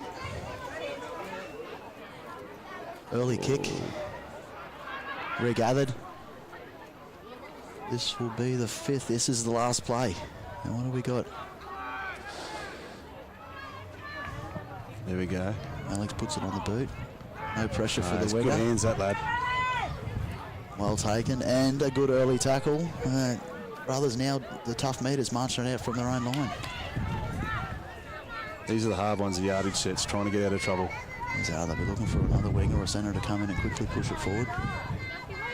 There we go, in behind the ruck. Tackle 3. Last time they came out, Central West gave away a piggyback. Let's see if they hold the discipline. Nice early shape. There's the young man we mentioned early in the game, young Kylie. Good leg drive there. Central West will need to slow those play the balls down. They're starting to get on the front foot, brothers. Definitely. There's a few hands on hips early there, mate. This brothers' speed might start to show a crack or two in their defensive line. Well taken from the winger. Look at that, mate. Look, hits the line hard. Contact. Good contact. Central West tackle 1 on their own 40.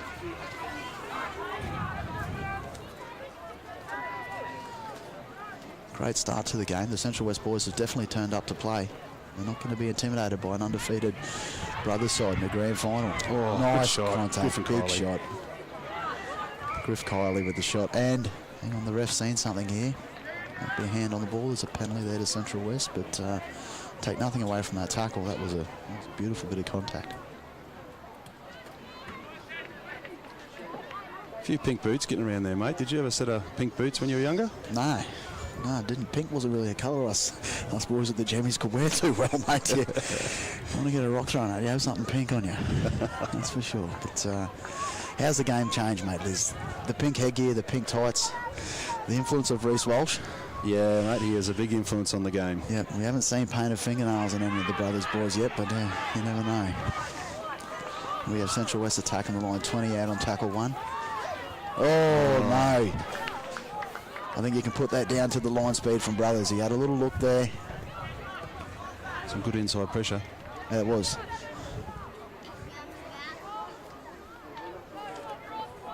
Brothers again just settling and working out from their own line. These are the tough meters. Give the big boys a little bit of a breather. Wingers and centres, here we go.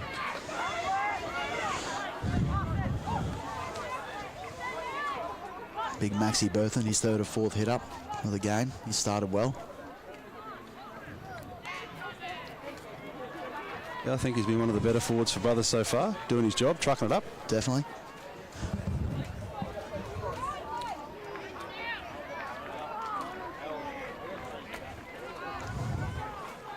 His left-hand side wingers staying deep pretty early.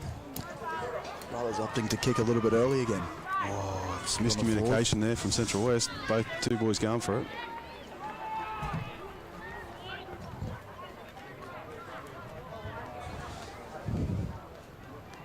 Good line speed there from brothers. 3 in the tackle. Central West again working it out in their own half. Nice and compressed defence. Nice Bart run. slides through. Gets the penalty. Now we've seen a few of those. The ref in the previous game played the advantage. Sorry to pull this one up early, but this will be good field position for Central West with a win behind their back. Potential touch finder here, and they could find themselves attacking that brothers line again.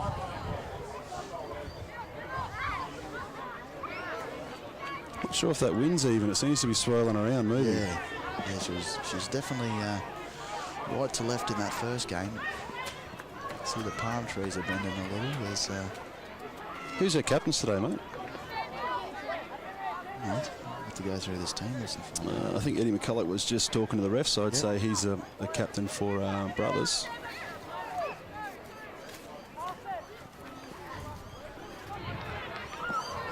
I don't think we have one listed for Central No, West. we don't at the moment.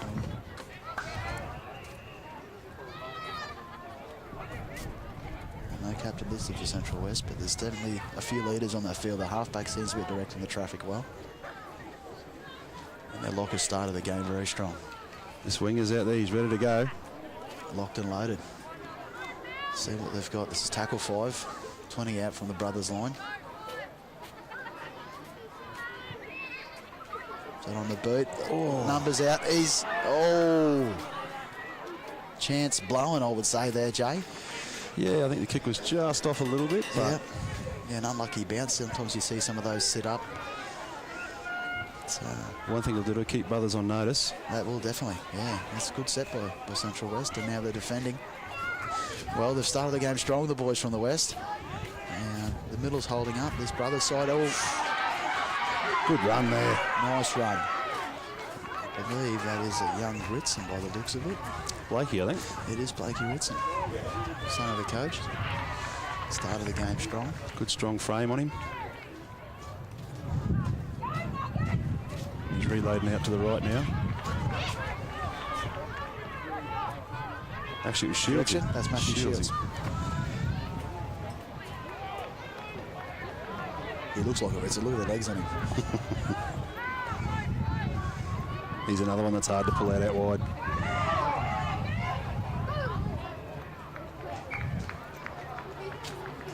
Bit of fatigue setting in now. There is. There's a few hands on heads, hands on shoulders.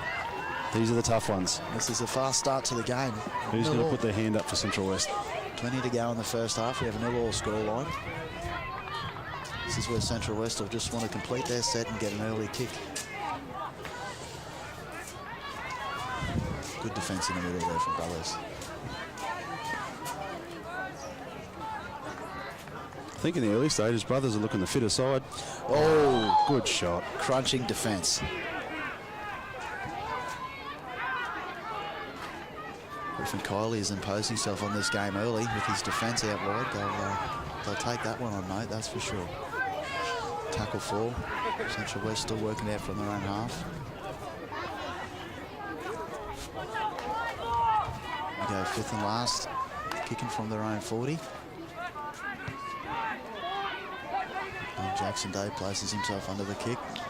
That's gone backwards, according to the ref, and Brothers with bad field position, getting close to the 40 on tackle 1. No, he's still going. Good leg drive.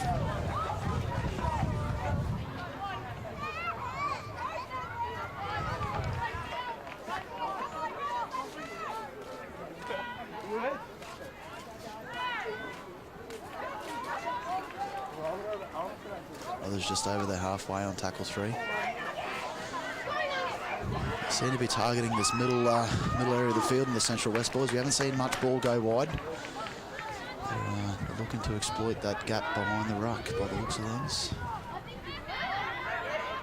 Yeah, I think they may have noticed there's a few hands on hips in the middle. There is, mate. Their forwards moving a bit slower. Nice kick for the last. Good take. Well taken from Central West. Kick was a little bit too deep. You've just pulled that one up. You've got to wait for your teammates to get back on side. Good start to the game. 17 minutes to go in the first half. We have a 0-0 scoreline, which is what we sort of expected, didn't we? It's going to be a tough 10-15. It's been an excellent start to the game, but this is where fatigue sets in, and we'll see how the boys handle and who is the fitter side. That sun's starting to beam down now, so a little bit of fatigue creeping in very shortly.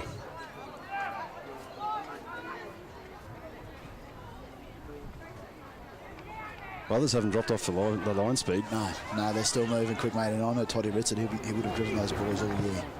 They'll be a fit side. He runs a tight ship, Toddy, and you can see it here on grand final day. The boys are fairly disciplined. They're looking fit. Just march it out from there. Good vision from Shields down the right-hand side. Exploits a gap. Looking for support, no one with him. We have tackle 2 there. Brothers on the attack now. A retreating defensive line for Central West. Jack Casey just heading back there holding his jaw. I don't think he's copped the foot there. That would be 100%. Tackle 3, Brothers on the Central West 20. See something out here on the left. There's an early kick. Just over the sideline. I won't say a low percentage play, but early in the retreating defence. The coach might have just wanted the boys to settle that one down, attack the line. Maybe try and exploit that fatiguing Central West defensive line, but we have a 0-0 scoreline, 15 to go in the first half. And what's a beautiful day here at Allen McIndoe Park in Emerald. Grand final day, where else would you rather be? Nowhere, mate. This is a place to be. And we've had so far, I think, 1 penalty for Brothers. They've got 1, and I think probably 2 mistakes each from either side. It's pretty even. Yeah, it's been a very even game. Central West boys have most definitely turned up to play.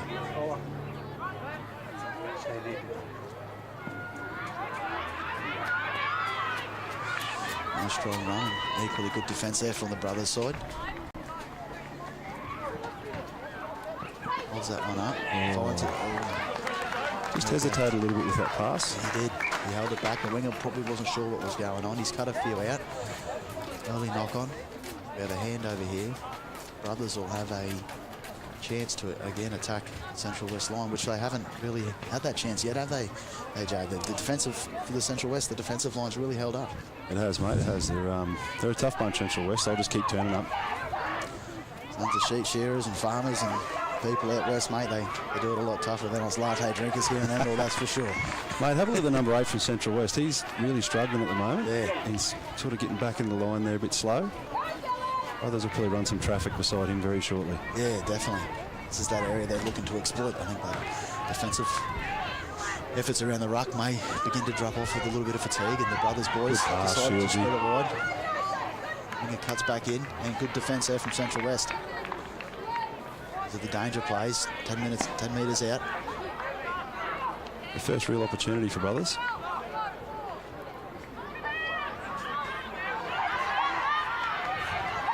And Maxie Bertham works it to the middle, a couple of metres out on the last. What the brothers got here? They go left, kick, charge down. This will be 6 more, I believe. It is. The refs called that again. 6 to go. 8 metres out from Central West line. Brothers move right. Young Shields gets the ball. He cuts back on the left. Good defence there from Central West. Going wide early, brothers. Moving away from that strategy of attacking the middle. Oh, big hole opened up. Nice. And good vision on the fullback there. That's a tackle that had to be made. Work it to the left.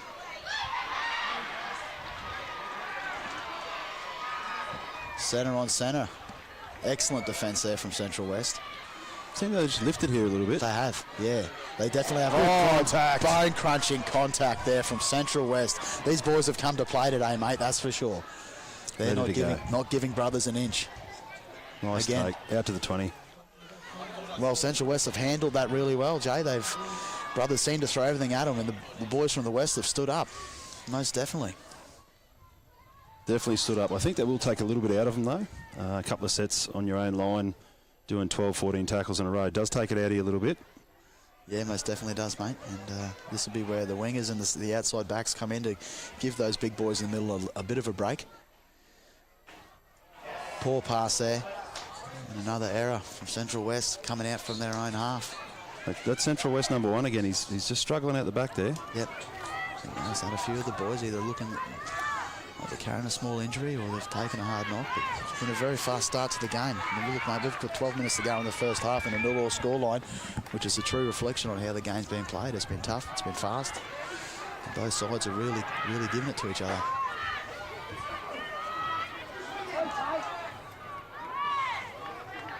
Scramble defence from the Central West boys. Brothers now 10 metres out. Couple of tackles to go. Coming right, young Sammy Brown. Good ball. Easy onto the winger. He's got some space and he scores the first try of the game. Well, there we go. Central West boys have held up.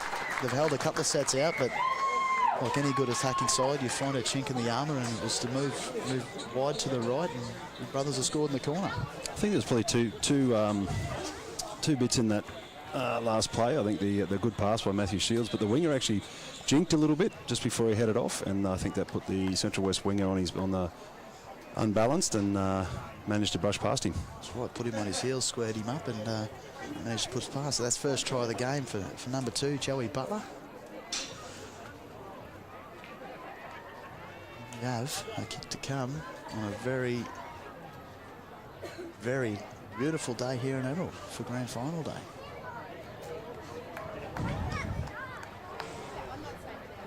It's always interesting to see the reaction after they've been fighting so hard, both teams, to get points on the board. Just see what Central West come back at with now, because sometimes it's a little bit mental when that first try goes over. It's definitely, I think the message from the bench will be, you're definitely in this game, boys. It's 10 minutes, there's only a try. They've only managed to score their first try now.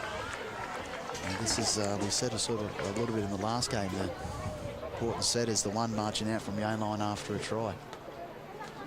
Brothers boys will want to complete that. Get a nice deep kick, and Central West will be looking to man up in defence and force an error. potentially give them a chance to attack the brothers' line. One thing I know about Central West, they won't go away. They play the full game. Yeah, they will, mate.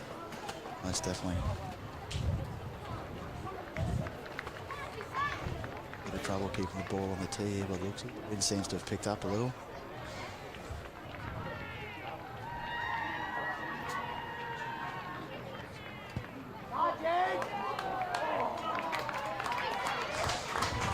Kick was unsuccessful there from brothers, Sammy Brown. We have a 4-0 scoreline. Shout out to some of our sponsors here on game day. Just like the volunteers of the community, we also need the small businesses and the large to help us fund events like this. So we have Active Civil in construction. I know they're a big part of the brothers setup. Shout out to them here today. It's Headspace Emerald as well, doing good things in the community. Whitehaven Coal is another sponsor. Been really, really good. Actually brought the Capras out here about a month ago. Big part of what we're doing here. Mining Energy in Union, Queensland. Obviously, it's a mining community, and a lot of us work in the mines, and they're getting behind the local community. Good shot over on the right-hand side. Nice contact. Defense. This will be a big set here for the brothers, boys. Central West will be looking to man up. The numbers are compressed in the middle, and will be looking to put some heavy defence on this brothers line, hopefully force an error. AB Power, another of those sponsors. They've been with Central Highlands for a few years now, looking after us. High shot there from Central West, maybe a little bit extra aggression there on the defensive line, and it's clipped him below the jaw. And brothers will get a fresh set of 6. They take the tap. Looks like Central West got a new fullback out there now. He might have called it, Jay. He was holding his jaw there for a little while. That's a key loss if that Central West fullback doesn't make it back on the field. Yeah. Jack Casey's a good player. He'll be hard to replace. Yeah, we mentioned him in the game early. He's a key figure there for the Central West side. Brothers seem to have... Actually still on the field, mate. I think he's gone into a centre role. Rightio. That's good to see, because the boys, they need him out there. Something's called in the middle here. There's a penalty. Whether the ref has played advantage there before or not, I'm not too sure what's happened there. It's called. Someone's going to get a chat here.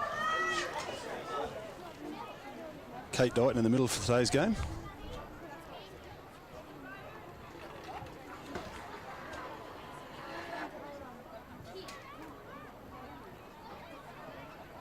He's having a talk to the boys from the West. There's something that's obviously going on.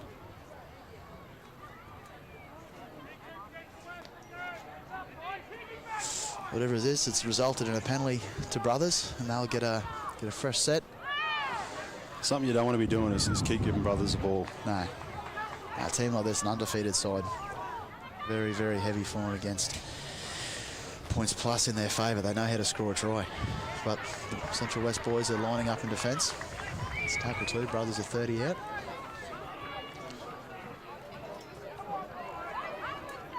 Nice and low tackle there. The part of the game I think we miss these days is those nice and low driving tackles. Again, nice tackle from Central West. Brothers looking to attack towards the sticks. Solid run there from brothers. The front rowers have started well here for brothers today.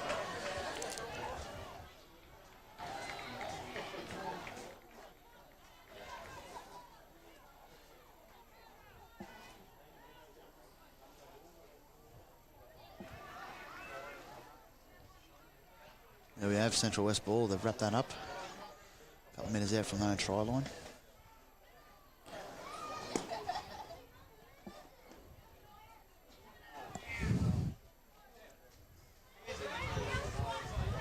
Nice defence there for brothers. They'll be looking to keep them down in their own half here. Although yardage sets are tough to get out, you've got to make sure you hold on to the ball, because you really don't want to turn the ball over here. That's exactly right. The last couple of sets, the Central West boys seem to have come up with an error in their own half, but brothers haven't been able to capitalise. It's tackle 4. And again, what we're talking about there, Jay. Commentator's curse. Commentator's curse, the slide error from the boys from the west, and Brothers again will get the ball in, attacking the line. 4-0, 6 to go in the first half. What's been a very tough game of rugby league. No team seems to be able to get the ascendancy here, and when Brothers look like they might be cracking the line, the Central West boys have stood up.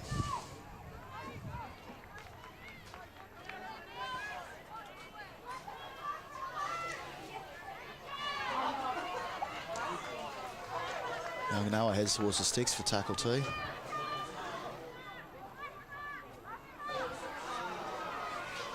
A little bit of miscommunication here from Brothers, and they burn a tackle there.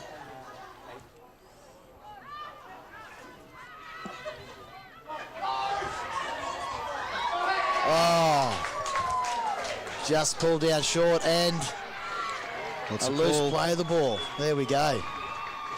Well, when he looked like scoring, a scrambling defence from Central West, he saved a try, and in his haste, the Brothers, Eddie McCullough, I believe that was, has knocked on in the play of the ball. And, let's keep your eye on that number 10 from Brothers, Noah. He's one of the smaller front rowers in the comp, but he's a goer. He is, mate. You have noticed him, and like we said before, him and Maxie Burton have sort of laid that platform around the middle there for Brothers in this first half. Noah's having a solid game. I've coached against him a couple of times this year, and he's been solid every game. Not going to say it, but we know what Central West need to do here, don't we? Mm-hmm. I'll just keep quiet. I'm not going to say it.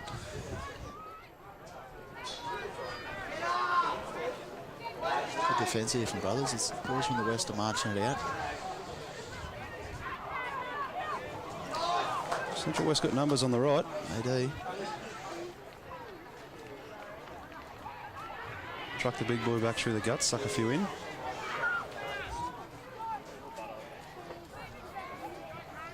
Tell you what, young Noah, he's cutting around the bootlaces, mate. He's beautiful defensive technique.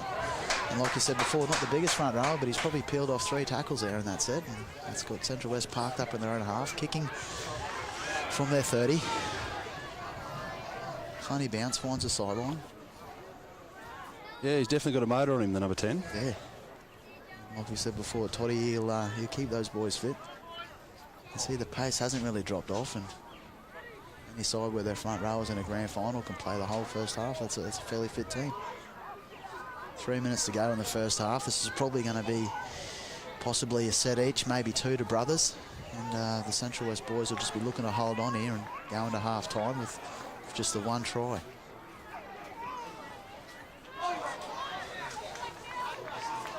Matty Shields on this right-hand side has been strong. He has, mate. He definitely has. And I think the Brothers centres, along with the front rowers, have been their form players for the first half.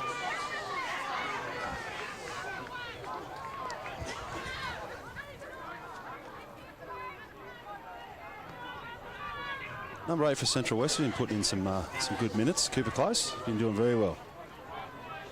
Yeah, and the big bodies around the West, the boys are hanging on, mate. They keep scrambling back. They're holding that defensive line, and they're pushing hard. They know what they need to do. Let's play this side out. Ball's not back. Forward from Brothers. And this is where they need their big men. Yeah. They really need them here. just march out these tough meters. That Brothers line is still moving up quick.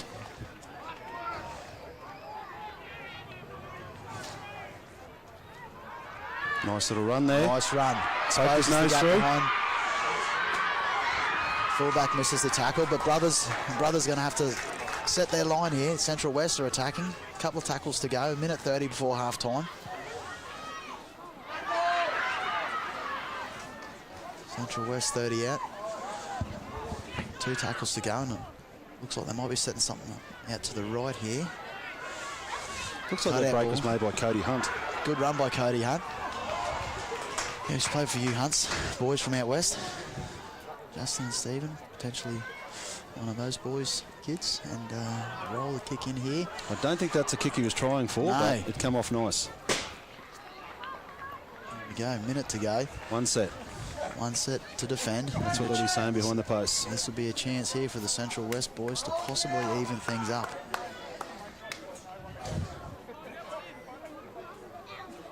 Brothers doing the smart thing, just holding off on the kick.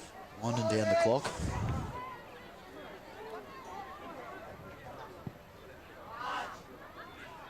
Good take. Well taken. 30 seconds to go. They've probably got 3 tackles here, Jay. Let's see what they do here. One down the short side first. I think they're getting ready to load up this left-hand side. That's what it looks like, mate. They've got the boys set left. Cooper close out front.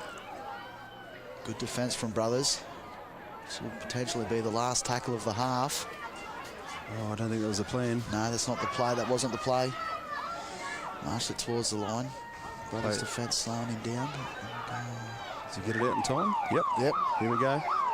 Pass is made. They're keeping it alive on this last play. Ball comes left. There's an overlap. Full back passes on. Excellent defence there from Brothers. Well, that was great scramble from both sides. An exciting play to end the first half. And what a game we have on our hands here. Eddie McCullough there, probably with a try-saving tackle. 4-0. Good reflection of the game, don't you think, mate? Yeah, mate, I think it is. I think it's been really, really close. Both sides haven't really had a whole lot of opportunity. Obviously, Brothers had a fair bit of time down on the line down here and got one try out of it. But I think that just shows the defence of both sides and how much they want it. Most definitely, mate. And if you were to tell me that this Brothers side was undefeated all year, Central West scraped through with a couple of narrow wins in the finals, I probably wouldn't believe you. I think the boys from the West have really lived for this game. Brothers, credit to them, have got a try. The defensive line has held strong, but this is a really classy game of rugby league. 10 minutes here. Bit of calmness. Boys will settle down, get some instructions from the coach. I think it's important now to pace themselves, and they can take a leaf out of the old Roosters book last night. We saw Melbourne Storm up 10-0 at half-time. Chooks came out in the second half, put on 40 points, and whilst we're quoting the NRL, the same principles apply to junior rugby league. It's 2 halves of footy. Might be behind on the scoreboard, but they're definitely well and truly in the game. The boys have started really well. So at the moment, we've got the middle of the field, Central West. Benny Palmer will be chatting to his troops, and under the tree near the scoreboard will be Toddy Whitson. What do you reckon Toddy Whitson's saying right now? Mate, Toddy will be commending the boys on their half. I think their ball control's been pretty good. I think he'll just be saying a little bit more of the same. You can see the defensive line tiring. What's going out live? I just chucked the top point scorers on. If you want to talk about that.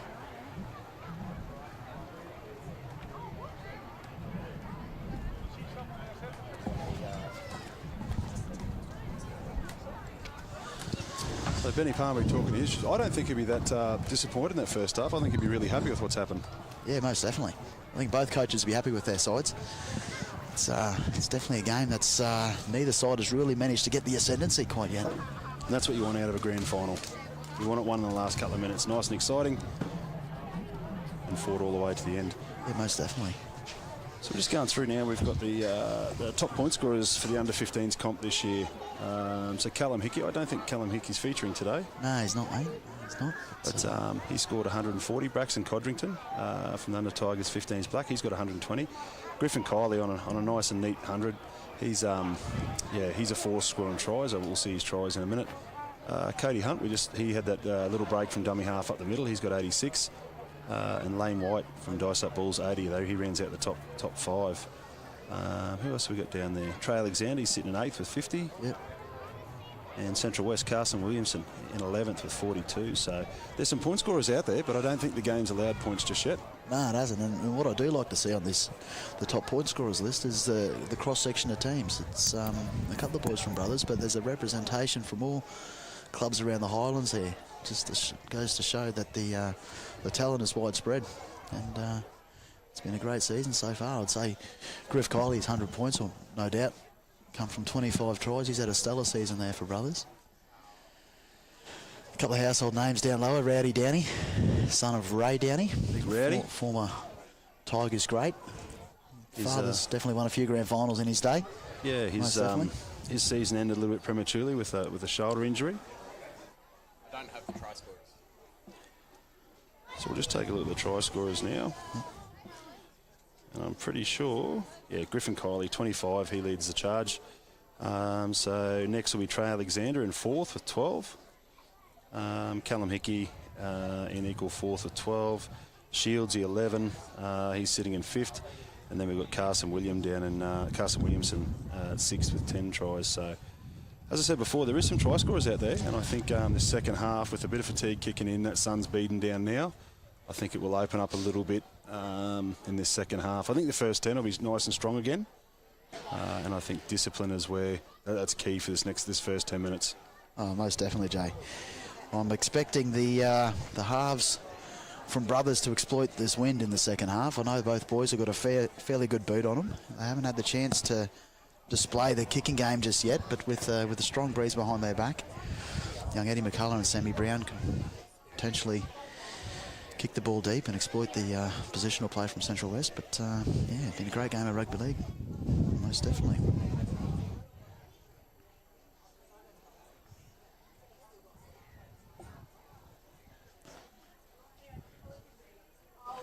So we've got Active Civil, Headspace Emerald, just going through our sponsors for Central Highlands. Got Headspace Emerald,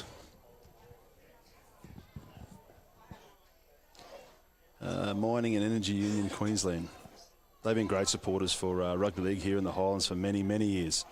I know when I first came to the Highlands a fair few years ago, that's a logo you see on plenty of old jerseys. Pertec Emerald, Peter Eversham there, he's a referee as well, so he helps in the community. Whitehaven Coal, as I said before, they're new to the community. They've opened up shop over in Blackwater, but they've supported the community well here, injected some money into the league as a whole, and also supporting the Blackwater Crushers juniors and seniors. AB Power, another great sponsor of the Central Highlands Junior League. Any electrical work, give AB Power a call.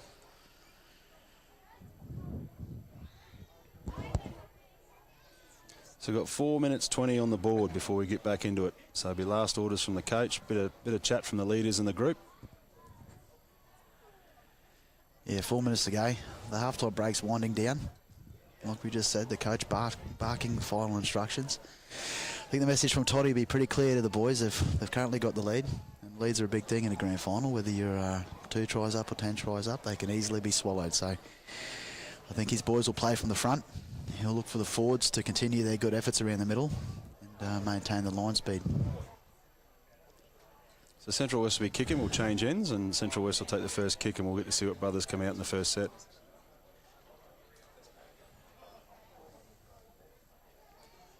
So the next game on the card, we've got under 17s, Brothers versus Tigers. That'll be a cracker. Two big rivals in the Highlands, and they'll be looking forward to a nice, hard, tough game. I think the first 10 minutes of that game will be a cracker. Oh, absolutely, mate. And that's a great way to finish grand final day with the two hometowns. And there's been definitely no love lost in the years past, seniors and juniors, between the Tigers and the Brothers.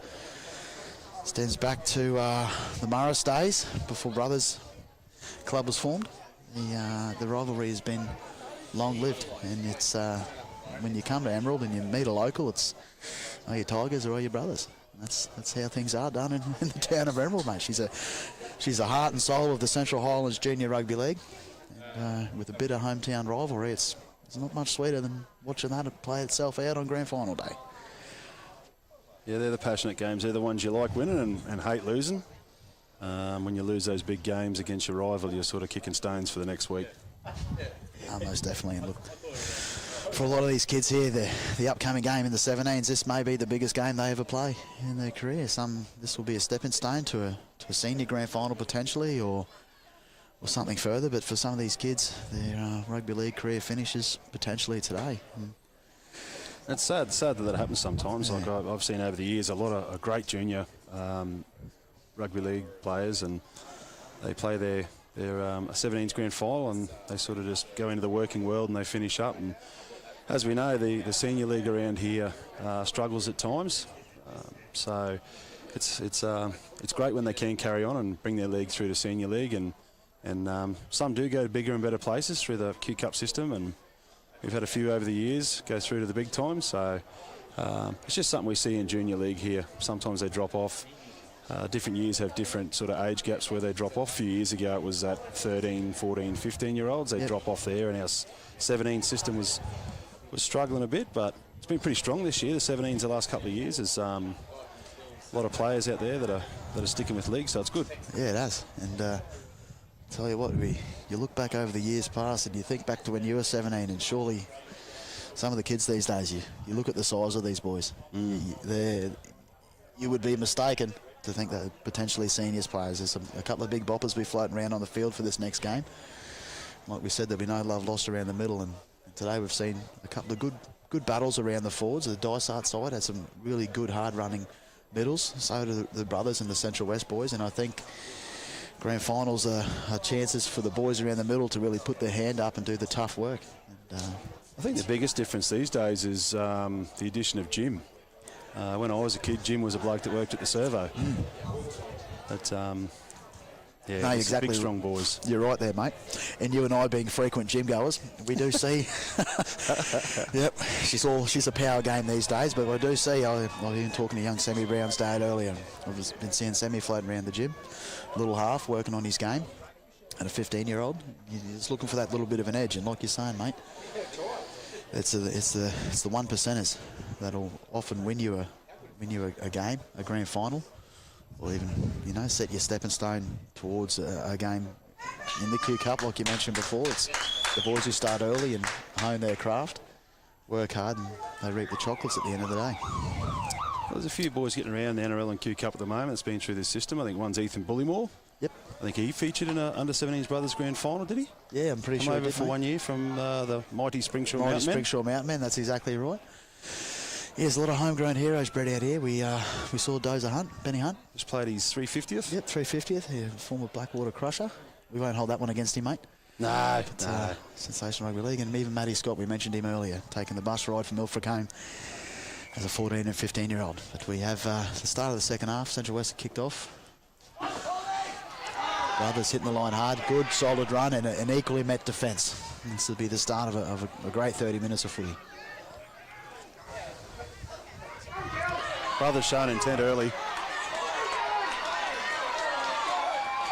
Nice play there from Brothers.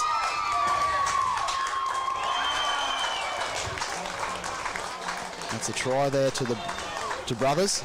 It's I'll certainly say it probably wasn't the pet play, but that quick play, the ball and a bit of space around the middle. And young Dylan Serio has found a clean set of heels and scored under the sticks. So it's a good start to Brothers, possibly off the back of a Toddy Ritson half-time speech, but they've that intent from that first hit-up of the kickoff probably set the foundation for what they're going to try and do this half. Central West will need to regather and set their line. And I think the easiest way about that is to be a goldfish. Have to absolutely forget about it. You can't let that get in your head now. You just need to get back up, work hard, get down Brothers' end. That's exactly right. You can see a couple of leaders now barking orders from Central West behind the try line. Young Eddie McCullough, unsuccessful with his first attempt. Just one a little bit easier in front of the sticks. He's normally, I think, the secondary kicker. Normally Callum Hickey takes, but he's not here today. So he has got a good boot on him.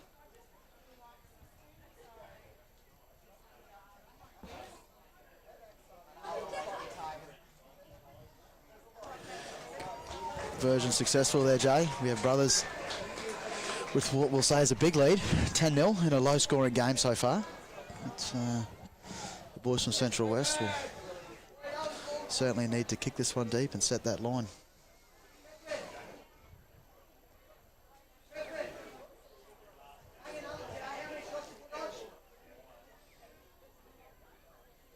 Good crowd in, mate. There is a good crowd. I expected a few more to flow through the gates. There's obviously a good showing of the blue and white from Brothers, having the club in all three grand finals. But there's a nice scattering and a good energy around the crowd today. A couple of lively ones in the crowd. There is, yeah. But what I will say is the conduct of all those in the grandstand has been pretty good, mate. Has been good. There's nothing wrong with shouting out and supporting your players. That's exactly right.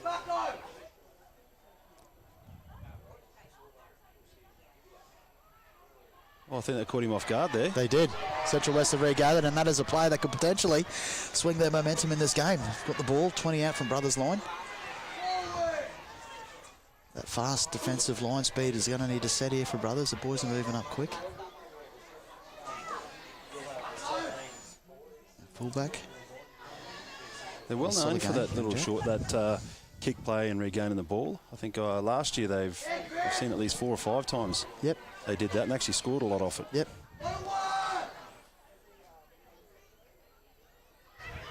He's a big boy. He is a big boy. How would you pronounce that? Brian Wallet? Robert. There we Brian go. Robert. Nice run to the middle. Good set of hands. Sorry if I pronounced that wrong. Yep. He's had a solid game around the middle. One of the front rowers. Bit of a Payne Haas build. He is. Had a turnover. We have a slight. That was an error or the 5th and last from Central West, but Brothers now with all the work to do, working it out from their own line. It's solid defensive effort from Central West. Did it on his own. That is Oh, one player on his own. What's the call here? Alex Hessel in the lock. Maybe showed a little bit too much aggression there. But that's what you need to do sometimes without giving the penalty away, but that's what lifts your defensive line. If they see the leaders taking it on from the front, it would generally lift those around them. Brothers with a kick for touch. Got the ball 20 out.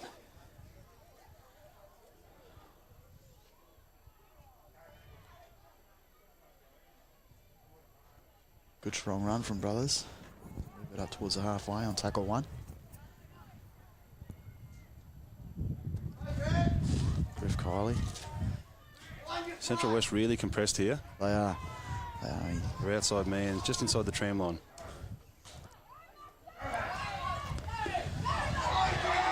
And they've exposed it. Oh. Must have been across the back of the shoulders. Nice little pass there from Maxie Berthen, the front row. He's certainly having a good game around the middle.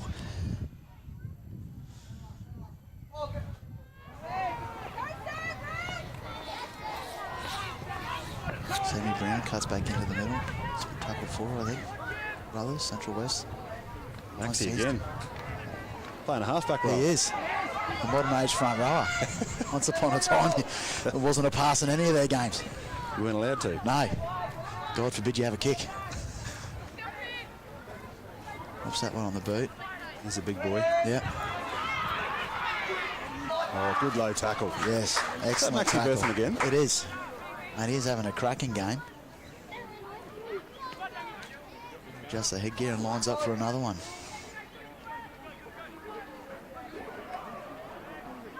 Tell you what Central West have done today, mate. They've scrambled pretty well in defence. His Brothers got a pretty rigid structure in attack. But the Central West boys seem to be holding it out. And but even audacious pass there through the hands of the centre over the sideline. It's be a handover to Brothers.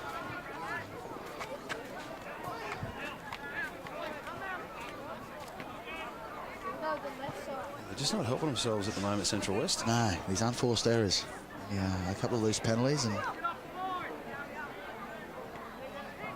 going to be a show in this grand final, mate. They're going to need to put those things out of their game.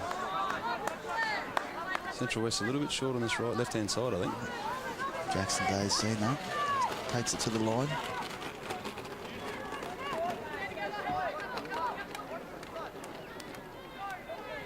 A little fumble there in the dummy half.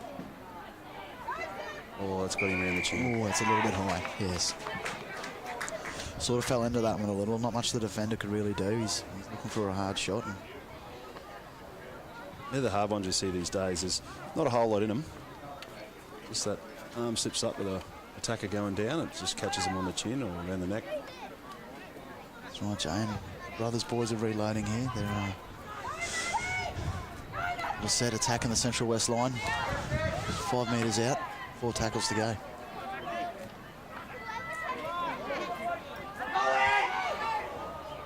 Tries to get the hands free.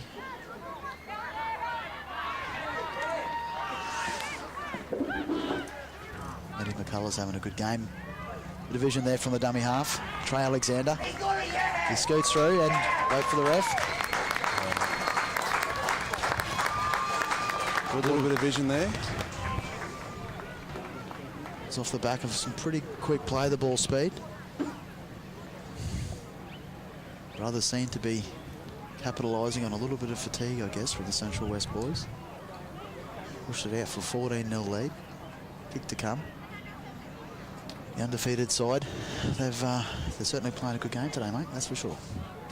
Yeah, brothers just get into the grind now. This is how they normally play. They just get into the grind, do the simple things right, and just keep ending up down your end. Central West are going to need a couple of leaders here to take charge. There's a few on their haunches.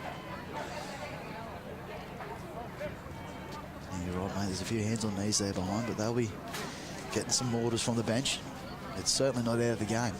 I saw some glimpses in that first half where the defence really stood up and it frustrated the brothers' side a little bit, not allowing them to get their free-flowing play. All it takes sometimes is one error, one mistake. Knock on early from the repeat from the set after the try, and Central West potentially have a chance to get themselves back in this game. For the time being, brothers seem to have all the momentum. See the wind on the jersey there? It's dying off at the moment. Yeah, it is. He's done well. Nice kick. In the day where conversions have been quite scarce, we will put it down to a lot of the windy conditions. Eddie McCullough slots that one through. Pushes brothers out to a 16-0 lead. 20 minutes to play. Let's have a look at the body language from Central West coming back. They're quiet, aren't they, mate? Yeah.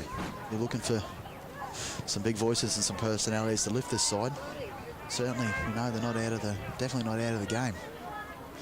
Played good footy the last couple of weeks to get themselves here. I think they were looking for a big shot here. Yep. So last kick-off, mate, they regather the ball. What's the ploy for this one? Let's have a look. Similar sort of kick, just on the other side. They're short again.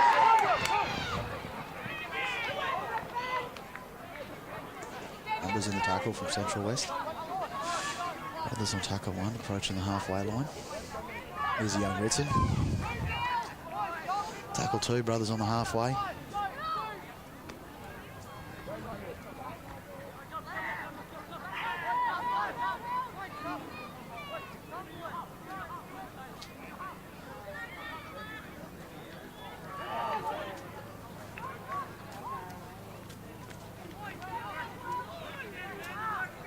Nice run from Matthew Shields. Young Noah, our front row, we've plugged him a couple of times. He's having a crack again. That's his second hit up for the set. So it's not right at the back. He says, oh no,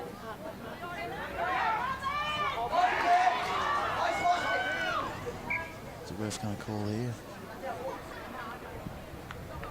Brothers first, Brothers first, yeah, and it looked like that from here too, mate.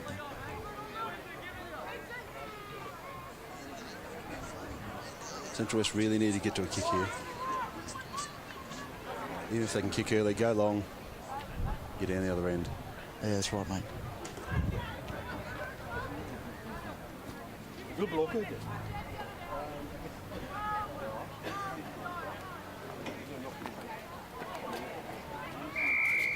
Oh, this will be good. Exciting play, brothers offside, and we're lucky there. It was a knock on from Central West. Pushing the pass a little bit. This is what they wanted.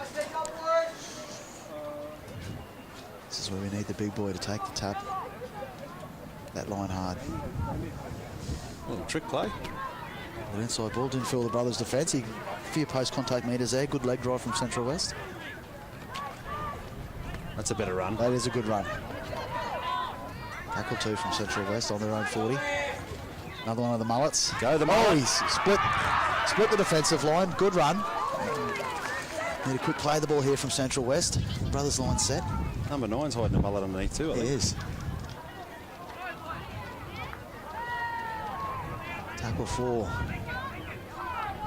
Good metres here. There's good metres. The line speed equally matched from brothers. Inside ball. See a small gap. Oh, just quite didn't come off. Ref's letting it go. That's six there. There was a touch on that. I thought there was. This will reap 6 again for the boys from Central West. So this is the chance we were talking about earlier. 20 out from brothers line on tackle one. Turns the ball back inside. You've got to get the Big 10 in here somewhere. He is, yes. I see him hanging out here on the edge.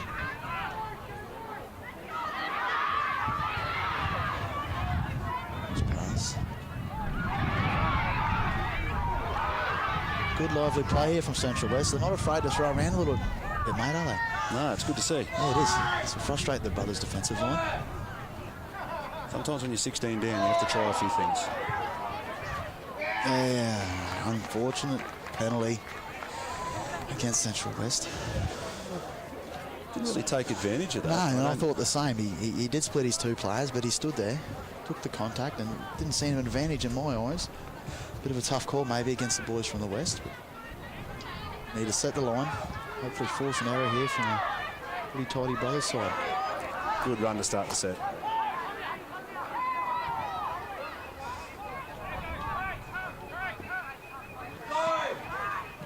If Kylie cuts back in. Good low tackle. Yeah, it is a good tackle. They've really contained Griff today, haven't they, mate? They've haven't given him much room to move.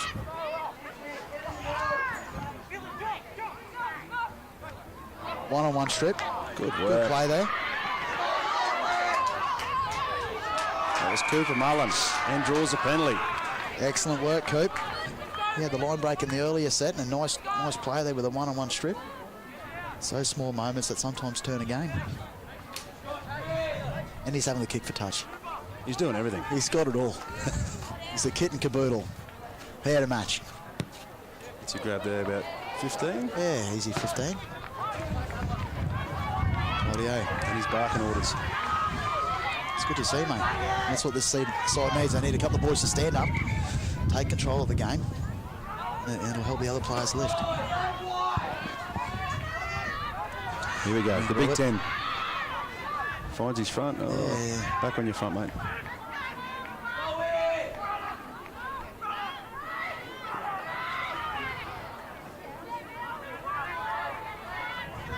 Joining out, Central West on tackle 2.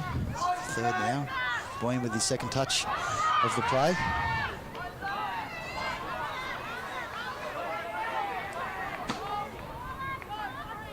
Couple to go here. Central West got a bit going on the left-hand side here. They're Early setting up, kick. but the kick goes through. Could have been a fumble there, but the refs probably pulled that one back. Brothers in. Good step. Good step there. Jackson Day shows a clean set of heels.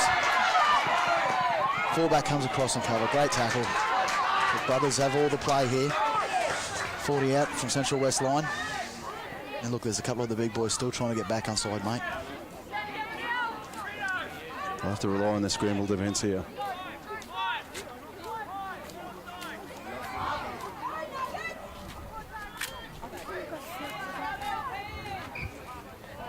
Oh. Young Noah, a small knock on there, but a lot of blemish on his game so far. He's been strong in the middle, hasn't he, though, young front row? Done really well. He's having a cracking game here on grand final day. A little bit of fatigue setting in both sides now. Yeah, there is, and the temperature's come up a little bit. We're still wintry conditions out here in Central Highlands.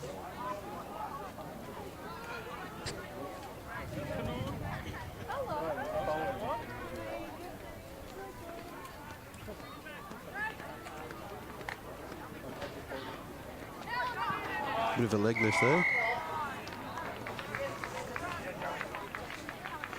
Wasn't a whole lot in it. No, there's not. Boys from the West are going to put themselves in this game. They've really got to take advantage. This set, 13 to go in the half.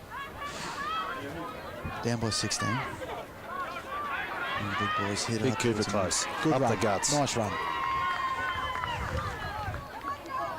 Still plenty of time. There is plenty of time.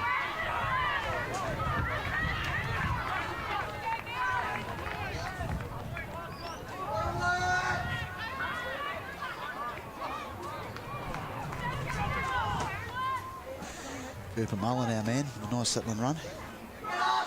Tackle 4. Central West looking to spread it left. Got a bit of room.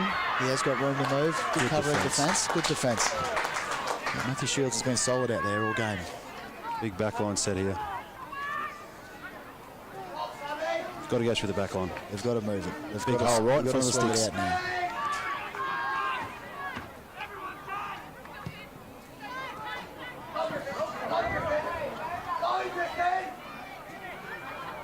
Good hands by Griffin. Nice hands. Well handled there from the Central West boys.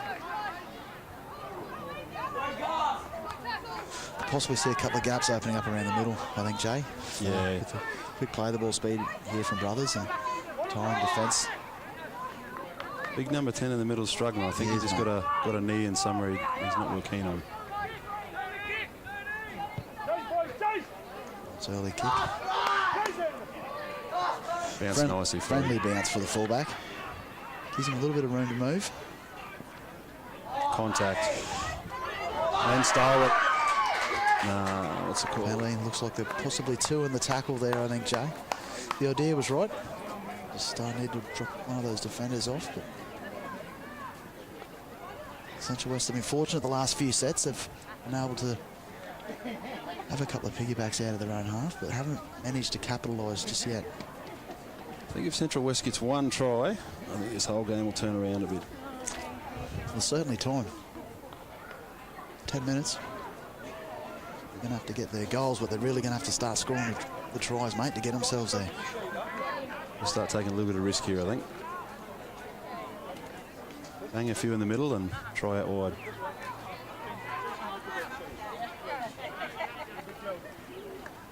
Nice fast play the balls. Good play the ball.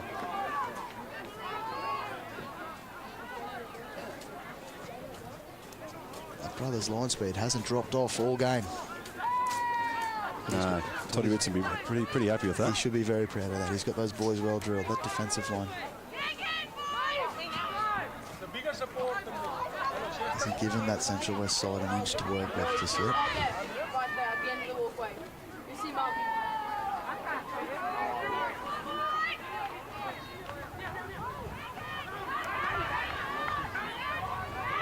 Big boy through the middle, close Good run contact. here from the front row. They'll need a quick play the ball. There's a gap there around the middle. Holds it up. Good line, but shut Haslam. down quickly. What have we got here? We have a penalty for a high shot. Young Alex Heslin, he's the lock. He's had a solid game. Kicks, runs, tackles. Very solid. Has it all. Just going to be patient here. They do. Get the first couple out of the road. Yep.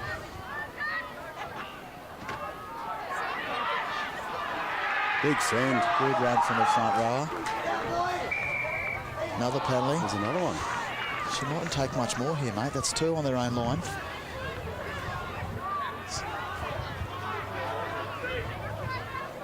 You're going to need a reset, calm their game down a little. Central West have a chance really to get themselves back in the game here. This will be his fourth run in the last 4 minutes. He's leaving nothing in the tank, and that's what grand finals are for. Give it everything you got. Good And there's a ball. try. Beautiful try. Good line, good pill. Great try. Hang on. Oh, what's happened? No. In our haste of celebration for the boys from the West, we seem to have missed the play, and might have been a knock on there over the line, possibly. Yeah, that's what it looks like. Slight knock on there from Central West. Oh, he came out of the line early and got him. Solid defence. At the 6. It is the 6. He's having a cracker as well. It's Carson Williamson, I think. Yep, It is. it is. Central West just compressing. I think they need to hold a little bit wide. You can see Griffin Kiley setting himself. Yes. On both sides of the field. You can see the young Eddie McCullough takes the tackle. It's a nice luxury to have Griffin Kiley on one side, Matthew Shields on the other side. It is. I think I'll be going down the limb saying probably the two form centres of the competition, I would think. Yeah, mate, I think you're right there. Yeah. And probably key members of the side to get them to the undefeated grand final day. Unlucky. Young Cooper Mullen, knock on there. Not going to call it, mate, but I'd love to see a trick play off the scrum. See what Brothers have got. These are the ones we used to do as a junior. Never do on the field, but do them at training. They look good at training. They do look good at training. I haven't seen a mousetrap yet. The old mousetrap, she don't get much airtime these days. A very unused. Oh, Jackson Day off the right, cuts through, and there we go. He spilt his lollies with an open try line. I think that would have been the end of the grand final. That potentially, 6 minutes to go, would have most definitely sealed the game. Know the Day family pretty well. Got a couple of younger sisters who are probably not going to let Jackson live that one down too soon, I think. Central West really need points this set. Otherwise, I think the time's Stuff starting to run defence out. from Kylie.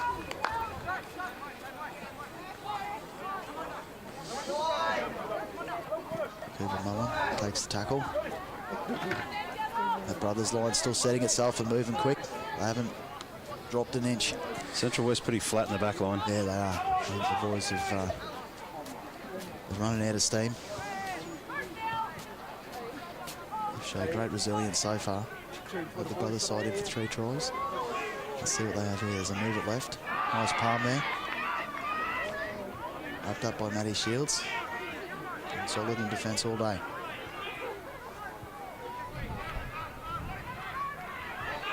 Finds a little bit of space there on the edge. Central West. Need a quick play the ball here. This is the last.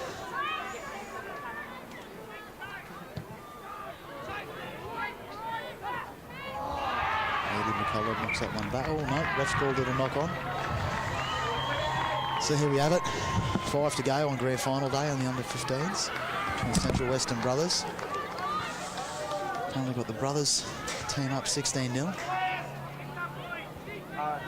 Central West probably with their last roll of the dice, I would think.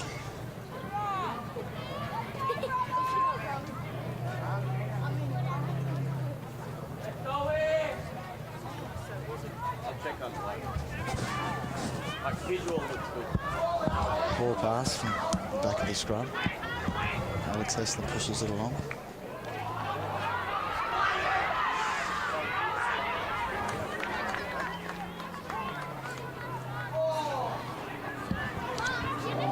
Solid defence there from the number 18 from Brothers, young Dylan Serio. He's been good off the bench today. I think he might have actually started in the second round. We'll look.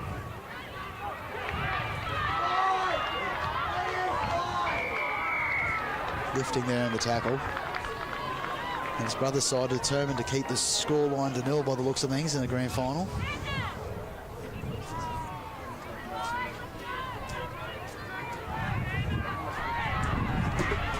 Solid defence. That's a game run there from Central West. On tackle 1, 5 metres out from the brothers' line. He's lined up again. Well, there's really 3 minutes to go and there's a bit of steam left out here on the field. All the boys from the West. Scott pushes the pass.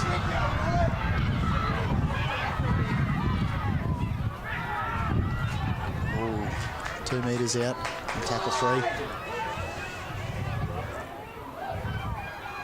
So they've possibly got numbers here to the left if he can move it along.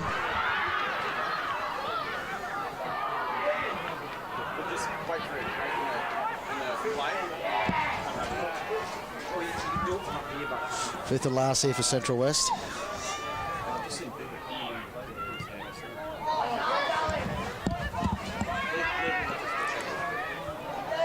Got one down on the field in the middle.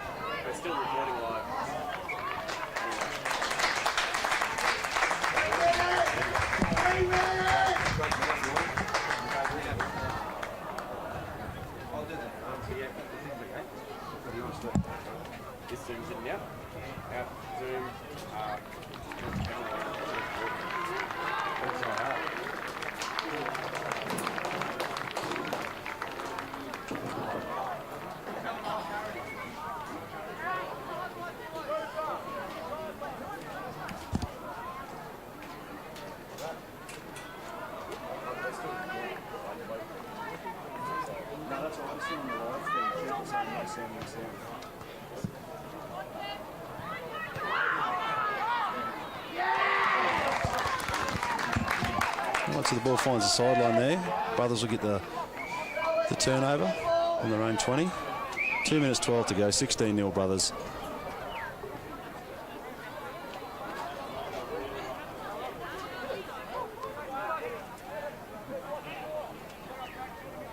Brothers will play the ball here. 20 metres out from their own line. Griffin Kiley takes the first one. Good strong run through the middle.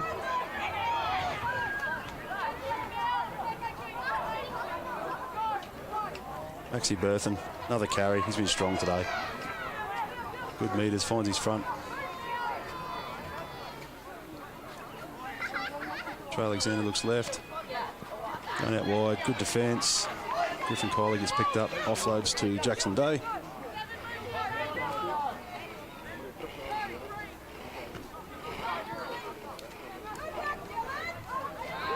Oh, he's managed to get through there.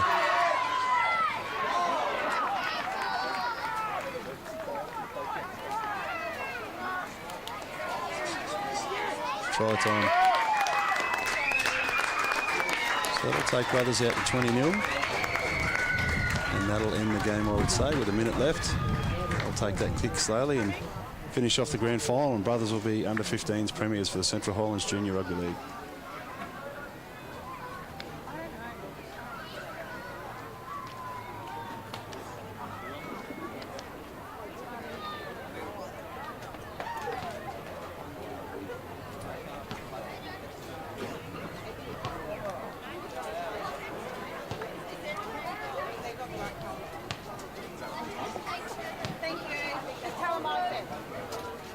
Looks like Griffin Kiley's got the ball here, going to take it from probably 6-7 metres in from the left-hand sideline. Not an easy kick. I don't know if I've seen Griffin kick before. Got a nice big pink boot on him.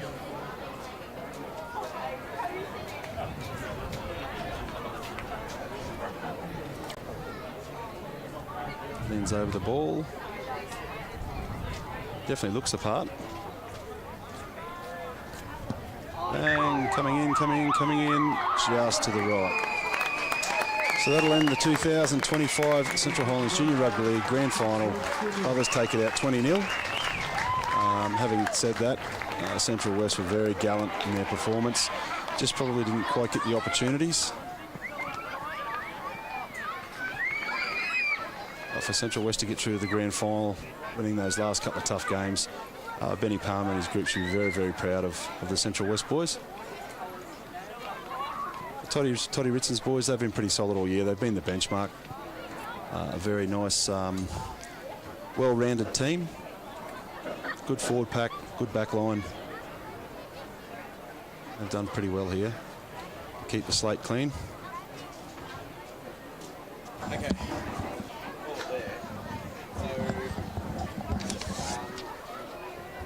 On Facebook.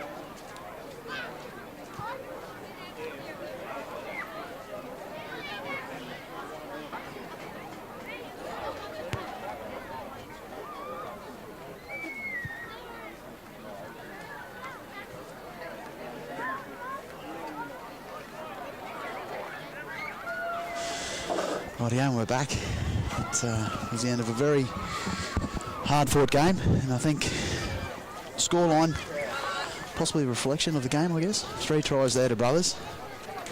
None to the boys from the West, but that bus trip home, they get as much KFC as they want, mate. That was they dug deep, the lads, most definitely. And they don't go with them.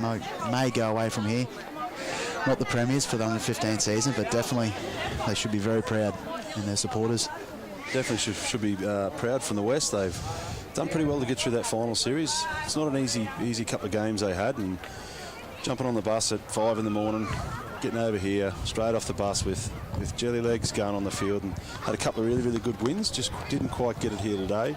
Having said that, Brothers were pretty impressive today getting through their sets, and there's a couple of little periods where Brothers made a few errors, but they're a quality team, and they did enough to get home and keep a clean slate. I think Central West sort of didn't quite have the opportunities that Brothers did, but they still, like I said earlier in the game, they won't go away. Central West will fight right to the death, and they're a very resilient team, and definitely should be proud of their efforts this year.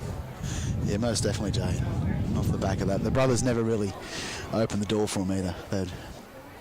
They'd leave it ajar. They'd have an error, or they would give away a penalty or an easy couple of penalties. But that side, she's a very well drilled team.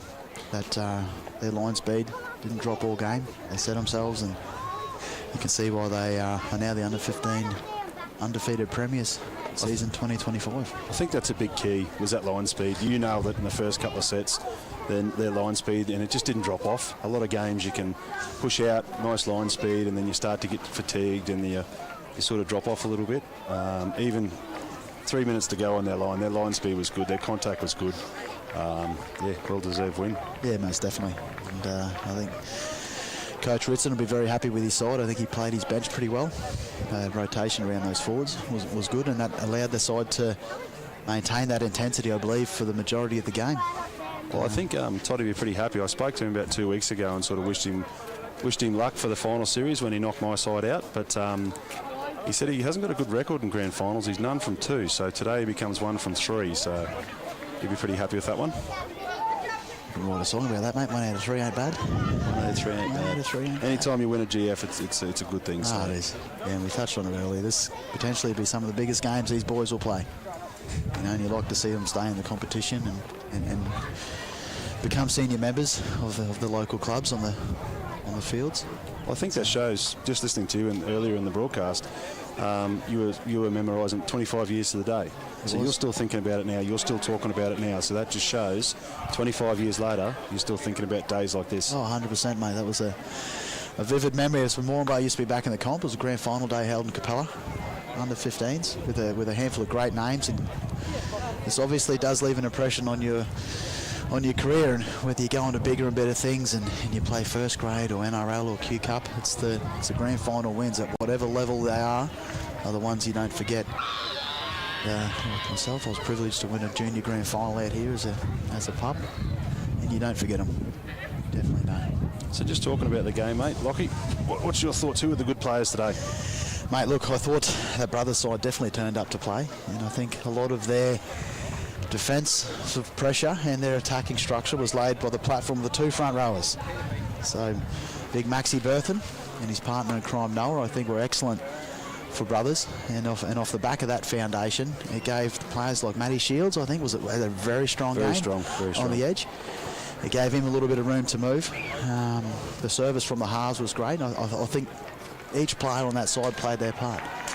Whether they had a small moment around the middle or a sliding defensive tackle on the edge. I think for the Brothers, definitely with the 2 boys in the middle and Matty Shields on the edge was my pick for there. And not taking anything away from the Central West boys. They may not have won the grand final, but they had a couple of players really stand up. And I think our man with the mullet, Cooper Mullen, was solid. Very well. A couple of slight errors shouldn't detract from the fact he played well above his weight today. A good line break and a smart one-on-one steal. He did his best to try and get the boys from the West back in the game. Alex Heslin, I think, was very solid at lock.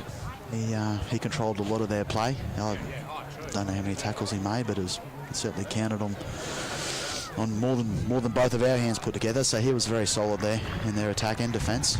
And a solid game. I thought maybe a little bit. Jack Casey was a little bit quiet. Expected a little bit more from him today, but he again was solid at the back. He moved positions during the game. How about yourself, Jay? Who are you thinking? Yeah, look, I think you're right with the picks with Brothers. I think Trey Alexander was pretty good too at hooker. He sort of brought the forwards onto the ball. He did really well there from hooker.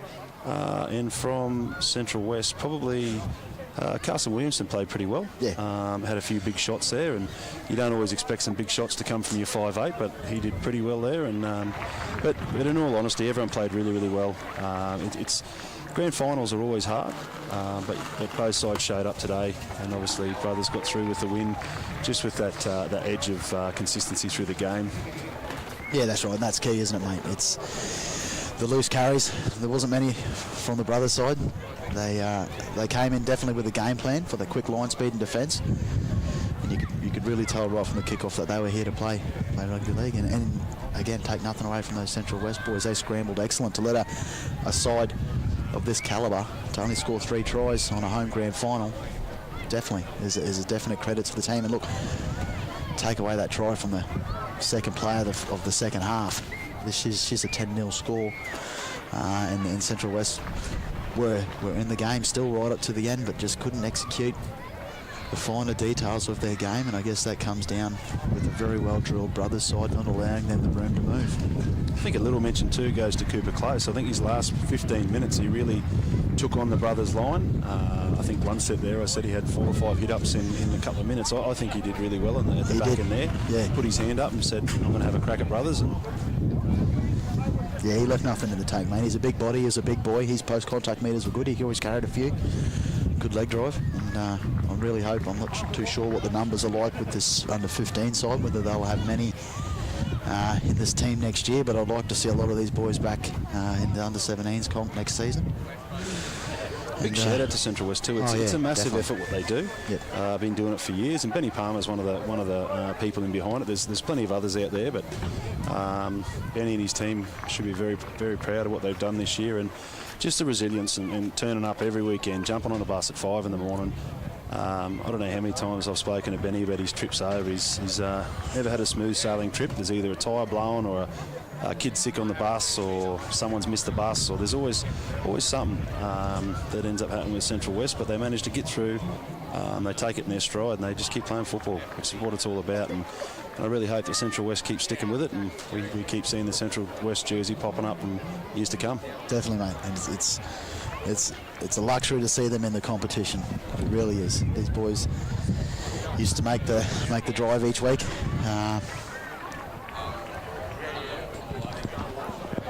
Used to make the drive each week from Longreach, Barker, Ilfracombe, the surrounding small towns and stations.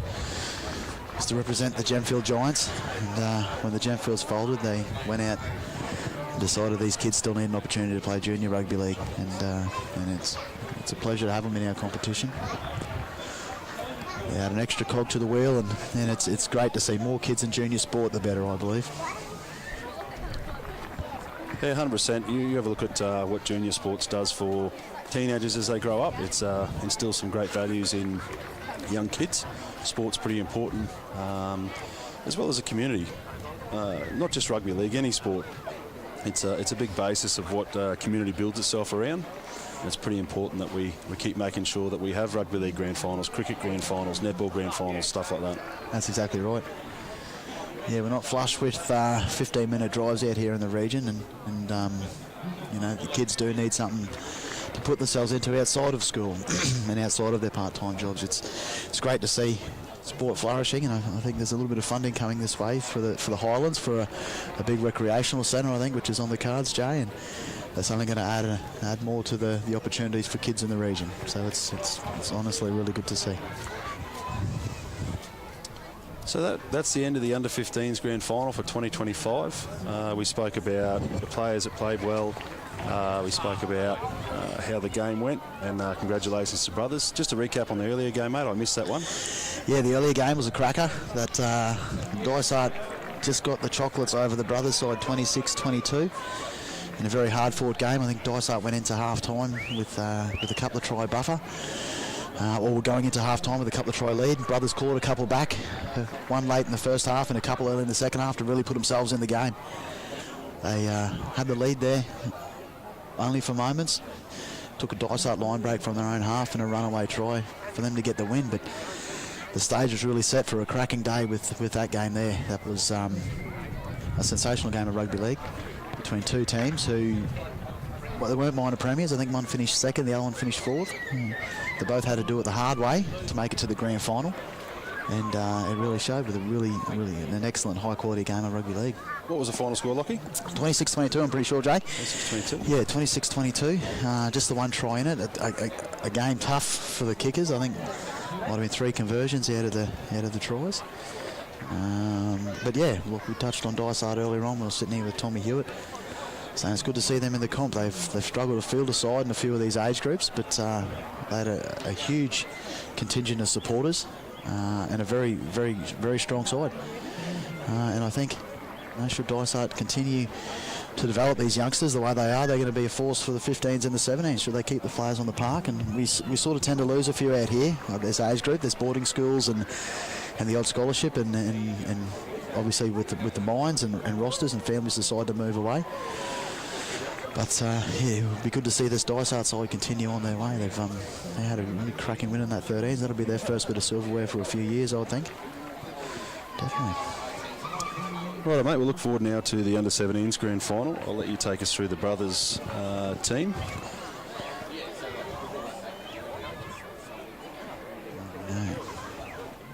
Yeah, this is the third final for the day.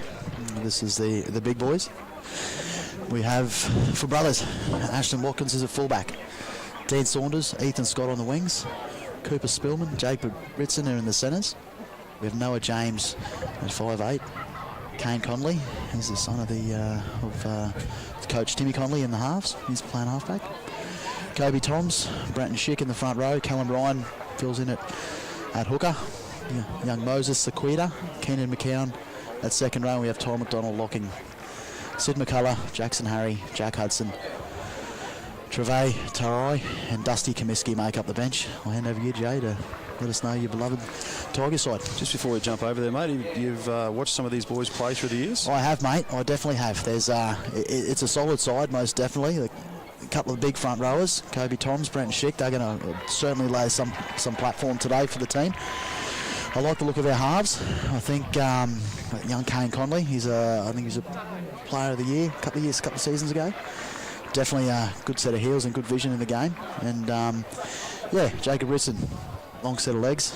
He'll be good out there in the centres, I would think. So yeah, look, I have seen a lot of these boys play. I've watched them come through the ranks, been involved with the club for quite some years. And yeah, definitely a very solid side, most definitely. All right, I'll take you through the Tigers team. So coached by Unga Campbell. So at the back we'll have Peyton Ricks on one wing. We have Blake Ferguson. On the other wing we have Nate Gilliland. The centres will be Connor Watson and Zach Sprott. Cruz Thornton and Zach Anderson will be the halves. Up front we've got Big Unga and Nate Stowers, and then Trey Basham will be hooker. So Maxie Hugh Miller and Mitch Donovan in the second row, and Leighton Morgan will go into the lock position. So on the bench we have Brent Vandermeer, A. Smith, Brody Sands, Ryland Basham, T. Motoranga Morgan and Taj Prince. So for the Tigers side, I've watched a fair few of these boys over the years. The front row pairing between Nate and Unga, I think that's really strong. I had a bit to do with Nate last year coaching against him. Very strong player. Has a fair bit of ability, and Unga's he'll be tough up front today. He's one tough customer. The back row is really solid between Max, Mitch and Leighton. Maxie's an effort player. He'll be trying to bury into that line nice and hard all day. Mitchie Donovan, I think he's actually scored a fair few tries this year. Very strong player. And Leighton Morgan at the back, he's a quality player. Has a bit of X factor about him. Probably in the side you've got the centre pairing. I do like the centre pairing. Nice and strong with Connor and Zach, and Peyton Ricks out the back. This will be a really good game, this one. So far brothers have had the wood on Tigers so far this year. I think it was 30-18 in the first game, and then in the second game it was 24-22, a close one here on a weeknight. And they don't mind getting stuck into each other, both teams. No, they don't. Something has come to my attention though. We're going to need to do a name check on your wing and centre combination of Blake Ferguson and Connor Watson. Has there been a late change? No, there hasn't, but Blake Ferguson. Former Rocks and Diamonds from the Roosters, and There Connor you Watson, go. the number 9 from the Sydney City Roosters now. Blake Ferguson, was he on the roof at one stage with another rugby league player with a few cruises? Yeah, potentially he was. Yeah, Rocks and Diamonds we used to call him. He's, and they say that, Rocks, so you're going to get diamonds. But nice little commentary name drop there. Good pickup, mate. Yeah, it was a good pickup. It's not like the Tigers to bring in some out-of-towners on under the salary cap kind of budget, but mate, we are lining up for an absolute cracking game here. I see Brothers are undefeated this season, but you just did touch on it, a couple of really close games, and there's certainly no love lost between these two sides. And being the home final, in front of a good crowd, slightly building, a bit more green there for the Tigers now, starting to show. I think we're up for a cracker. So just going through the ladder at the end of the year, we have Emerald Brothers been pretty solid. Well, actually, they've gone through undefeated as well. Yeah, they have, yeah. So 12 wins, obviously no losses. Their for and against is 348 difference. So they've scored 484 points and only had 136 points against them. So nice and great attacking team with good defence. The Tigers sit in second. They've had six wins, 1 loss and 1 draw and 4 losses. They've scored 290 and had 169 put against them, so 121 difference. As we go through the stats, up top we have for top tries, first is Bailey Sheehan, 17 tries this year from Claremont Bears. Cruz Gilmore, so he's got 16 tries. Ty McDonald playing lock, he's got 13 tries. Kane Connolly and equal fourth with Leighton Morgan on 12 tries, and then Brent Vandermeer 5th on 11. So out of the top 5, what's there, 1, 2, 3, 4, 5 of them. Sorry, there's a couple of equal points. 5 out of the top 6 are playing today. Yep. And you've got Noah James down there on 6th with 10 tries. So some good try scoring ability in here. And points wise, Cruz Gilmore up there on first, 192. Leighton Morgan second with 126. So there's definitely some points in both these sides. Yeah, most definitely. I tell you what I do like out of those stats you just reeled out was the defence of both teams.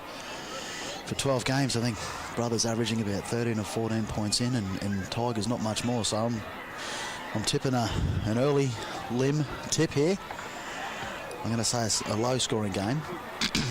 A few tries on each side. I think it's going to be an absolute cracker, but the team to win will be like the last 2 games. You need to exploit the errors with a slight fundamental change between each side, but capitalise on the opportunities, because in both games there hasn't been a lot given, which is both reflected in 2 very tight games and here on Grand Final Day. Bit of music playing now, a bit of movement. Yeah, AC/DC. Nothing better to run out to. Tell me what, I've got goosebumps. Did you bring your boots? I'm good to go. You're good to go. I strapped mine on. I got a good probably 30 to 40 seconds in me. Yeah, straight up. Yeah, I like to ride the bench, mate. I'm there for vocal support these days. But, it is good. Junior rugby league. Tell you what, in all these years, they haven't made the benches any more comfortable. No, it's still the same, isn't it?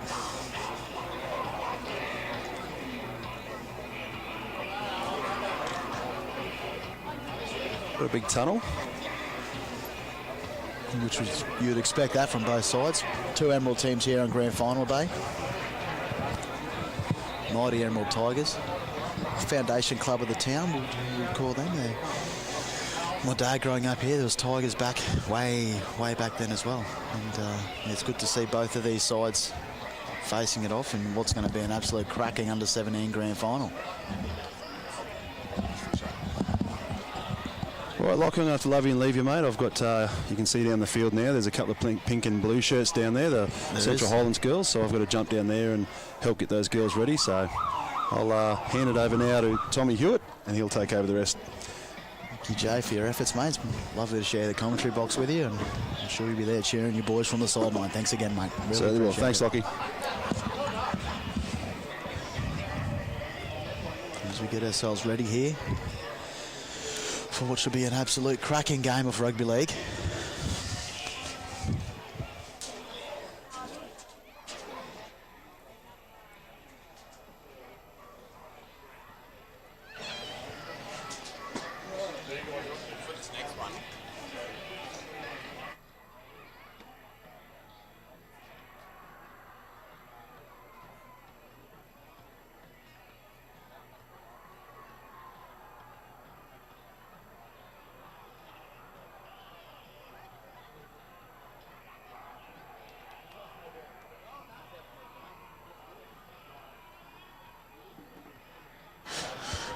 while we've got a bit of time here, waiting for both sides to come out, we'll go through our sponsors. Mining and Energy Union of Queensland.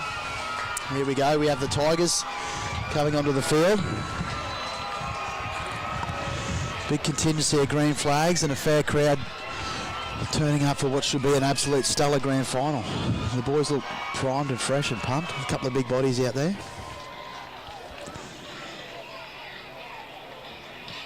This is the side that's had a great season so far.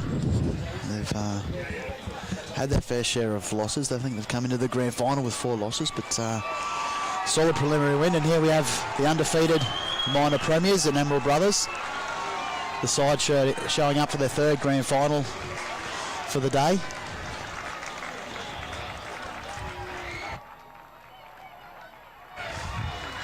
Brothers running on the field. How good, Tommy? Very grand good. final day in Emerald. Absolutely. This game last year, the corresponding grand final in Claremont last year, was an absolute cracker. Yes. Yeah, I think we talked about that earlier on in the show. And I think this one will show the same. I was talking to Jay before about both of these sides and some of the stats, and they both seem to be fairly good defending teams. We've talked about the earlier games before with the moments of the game being won and the games actually being won from the errors, and then taking and capitalising on those opportunities, because up until now both sides have been very evenly drawn in both grand finals. Yeah, absolutely. This one, Brothers are missing a couple of key personnel, and Cruz Gilmore at the back. Did notice that. I did notice that. I was going to mention it with Jay before. He will be a massive loss for the side. Very handy player. But one thing I do know about this side is they have got the players to fill those voids. They're a solid team. It's definitely. And Cal Ryan's coming off a man-of-the-match performance in last year's grand final, so he'll be one to watch today, along with Noah James at 5'8".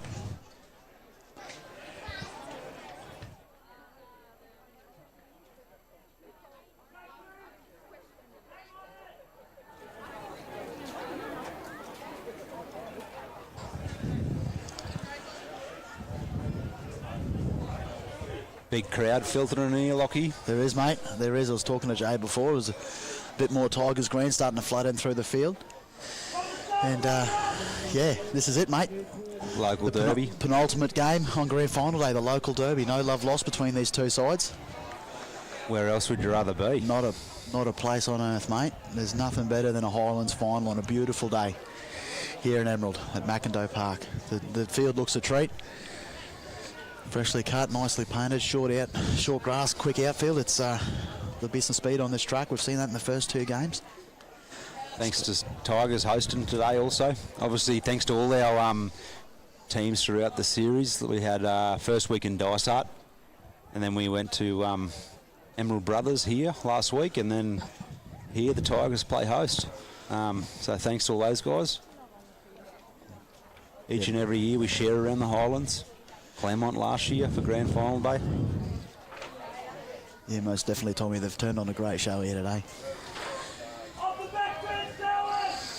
Just about to kick off here. Waiting for the ref's whistle, and here we are. Kick off in the under-17s grand final for 2025. A short kick from Brothers. Nice play. Young Britson regathers, and there we go. Brothers regain the ball off the kick-off. Great start, Emerald Brothers. Tackle Jacob 1. Ritson pushing up there. Always on the ball. Tackle 2, 20 out from the Tigers line. Got on to Ty McDonald. He'll be another force today. Breaks 1 tackle. Good run from Ty. Up for a quick play of the ball. Callum Ryan out of dummy half. Excellent play of the ball speed there early on in the Brothers game. Kobe Toms up front there today.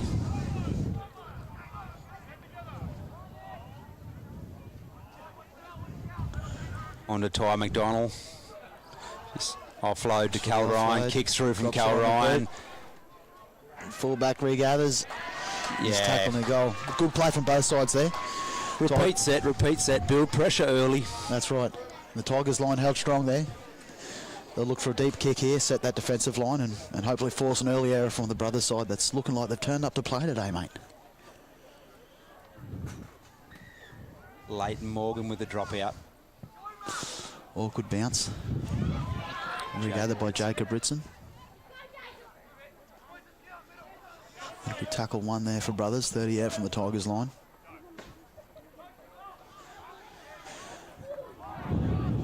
Young Moses Sequita takes a settler to the middle. Tackle two. Brothers looking for a quick play of the ball.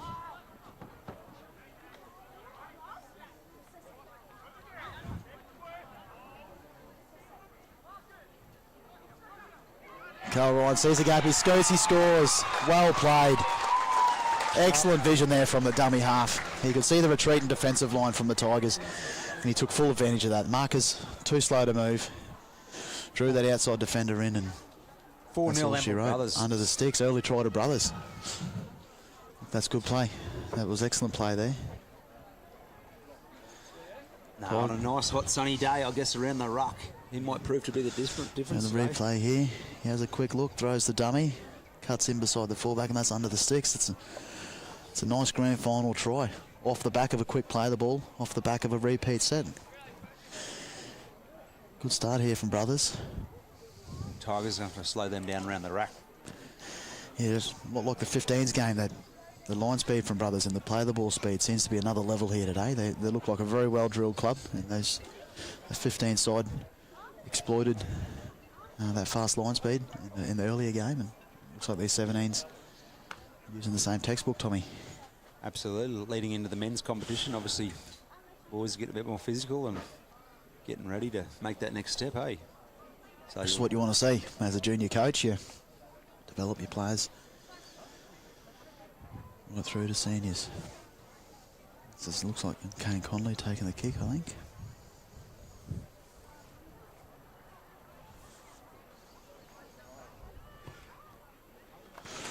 No trouble there. Conversion is successful from young Kane Conley. That gives Brothers a 6-0 lead early on here in the first half. What's set to be a great grand final between two local towns, two local clubs from one town. Yes.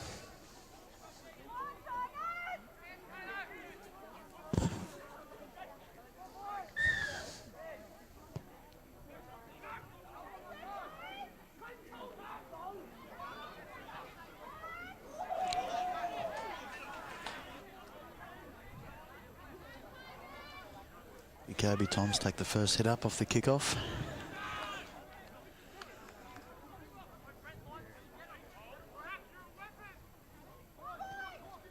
Jackson Harry with that second carry there. Nice run there from Jackson. The front rowers have started well here for Brothers, laying a bit of a platform. Brenton Chick up front in the number 10. Yep. Here he goes again. Young Cal Ryan looks like he's going to be a handful there today. Yeah, nice hot day. He's going to be an absolute ripper out there. Kane Connolly with a good spiral bomb. Under pressure. Into the breeze. Nice take from the fullback from Tigers. Sets himself there. Paxton Ricks has been a handful all year, playing well too.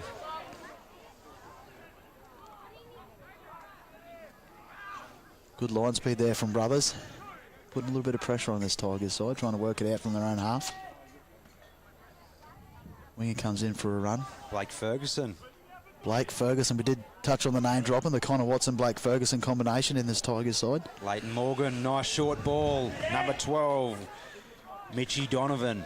He's been playing well all year also. Maxie Humiller, watch him today. Great nice run from young Humiller. Offload. That's good ball. Fifth Number and last. Nate Stowers. Tigers want to finish this off with a nice kick. Keep an eye out for some of these kids. They got another year to go in the 17s.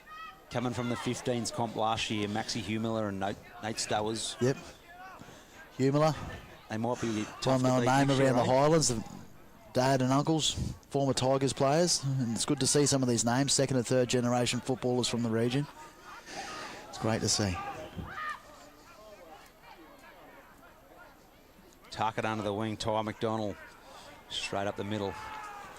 Brothers will look to work this one out from their own half and spreading the ball early. They're not afraid to throw the pass, are they, Tommy? They back themselves, this young team.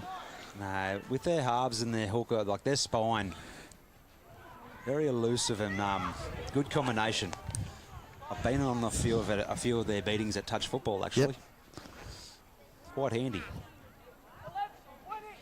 And Conley gets to the kick, but kicking into that breeze, he doesn't get as far as he would like on that one. And Tigers, no pressure for the take. And tackle one, they're just inside the brothers' half. Good place to start your set from.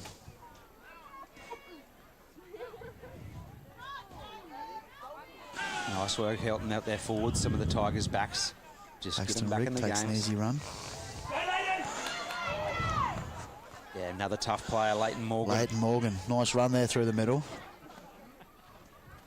Ref breaks the momentum. Week in, week out, probably in your back top on the 2 or mark. 3 players. Good ball. Mitch Donovan again, he's having a good line. He's having a cracking start to the game, Tommy. Tigers here, a couple of plays to go, attacking the brothers' line. Early pass, intercept, good vision there. Who's the number 5 there, Lockie?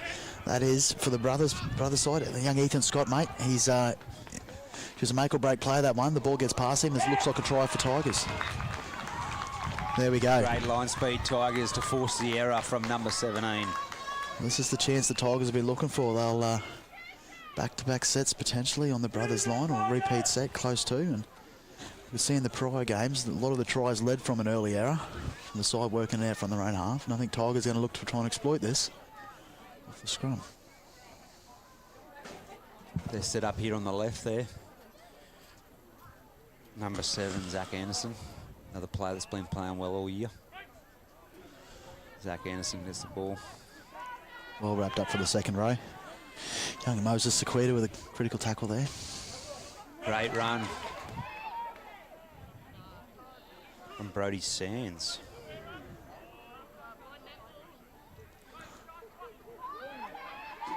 Nice tackle, Moses. That's his second of the set. Nice and low. Quick play from Tigers. Brent. Penalty there for offside.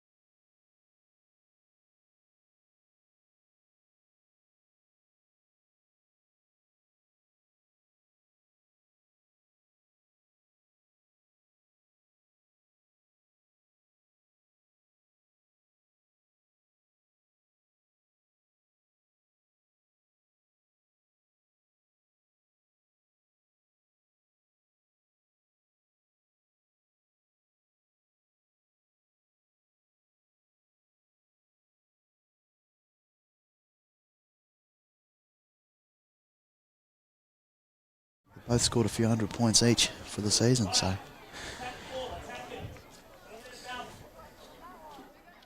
Kicks will be important today. Yeah, conversions haven't been too on point today, have they? Pretty tough conditions. Been a cold goal kicker's nightmare. Young Tommy would know. He's Tommy Hewitt, the hit commentating with me. Stint at the Dragons. Spent some time on one of probably the windiest fields in the NRL competition, would you say, Tommy? Oh, absolutely. At Wynn Stadium down in Wollongong. Pretty tough catching practice with Ben Hornby and Jamie Soud putting up I've got talkies. no doubt. She is a goal kicker's nightmare down there. Beautiful part of the world. Footy stadium near the beach. Great people. Dickie's Cafe on Beach Road. You would have spent a bit of time there, but yeah, tough conditions there, just like there is here today. But the conversion's successful. 6-all in the grand final for the under-17s. Leighton Morgan, he added the extras then. He did. Nice solid kick, an easy one for him.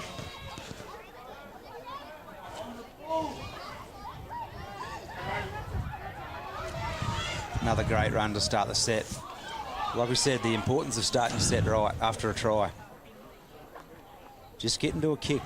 That's their focus now. That's it. Work it out from your own line. Punch it deep on the fifth and make brothers do the hard work out from their end. You won't find any wingers or centres in this set. It'll be mainly the forwards just rucking up Boys the will middle. be marching it up, making those metres. And then get into a kick. That's the key. Turn the big boys around. You've seen it in Origin 3. Queensland all over that philosophy. But Leighton Morgan straight through the middle. Luke brothers have had made a couple of changes. We have Big Chase Sheffers coming on in the front row there in the number 17. And there we go. Error from brothers off the kick.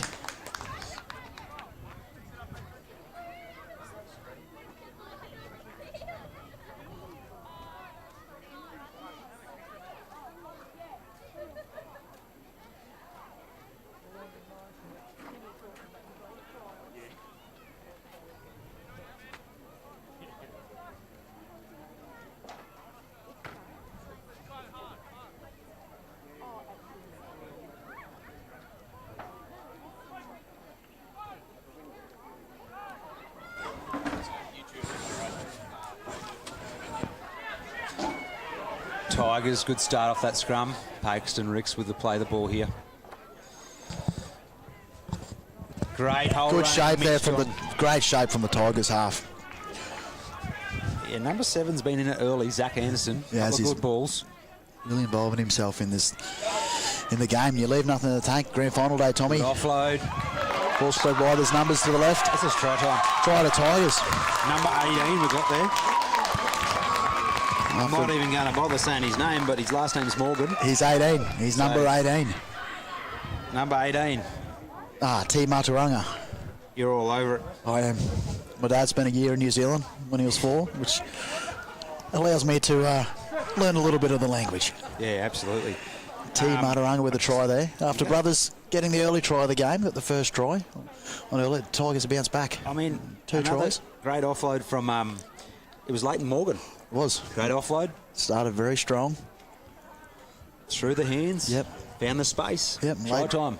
Leighton was one of the players Jay mentioned earlier on in our coverage as one of the key figures for this Tigers side. He's had good form most of the season. Number 17 there had some good hands to play before. Ryland Bashan. Just a bit of a 2-pass. Yep. Get to the middle. Lay the platform. That's right. And just have a bit of shape and just spread the ball. That's right. Offloads will be a key component of today's game.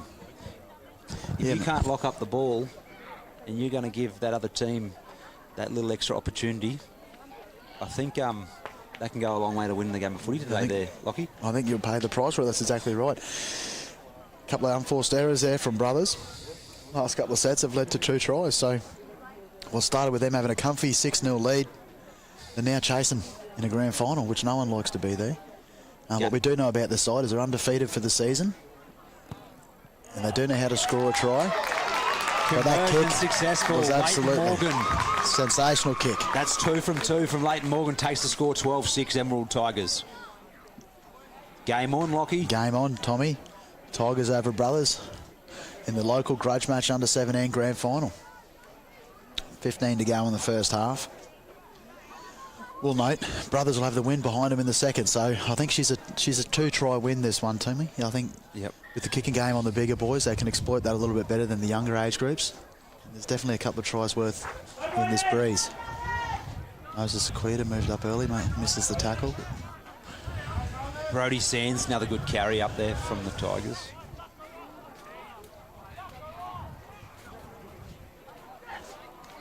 Yeah, nice running from... That is Cruz Thornton. He's had a cracking start to the game.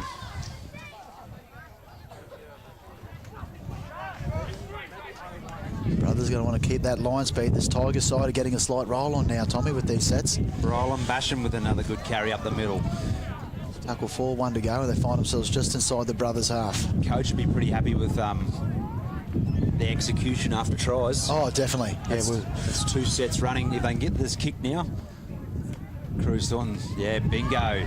That's another completed set, guys. That's hard to beat. Hard to beat a team that completes their set. That's right. Just Safe kick the set. ball in the corners. Kick to the corner and make the other team do all the hard work and march it out from their own end. Yep. Yeah, this is smart footy from the Tigers side. They're well drilled. You can see they've come in with the game plan. And they're looking like they're starting to execute it quite well. Their line speed's good. Defence around the middle is solid. They've definitely turned up to play, Tommy. Here's another famous name in the area, Dusty Comiskey. Up the middle. Nice run, young fella. Plenty of Comiskis have played in a grand final out here, that's for sure. Absolutely. Got some good beef, some good cattle. Absolutely, they do. Yep, don't not they? short of $1, the Comiskis, that's for sure. Bloody oath. Bit pressure kick from Kane Conley. Finds a bit of space, but Tigers take that on their own 40. Very elusive. Number Elusive 15. run. We have Ace Smith with a great run. They're going to start their set on the 30 here. Attacking brothers line on the on the first.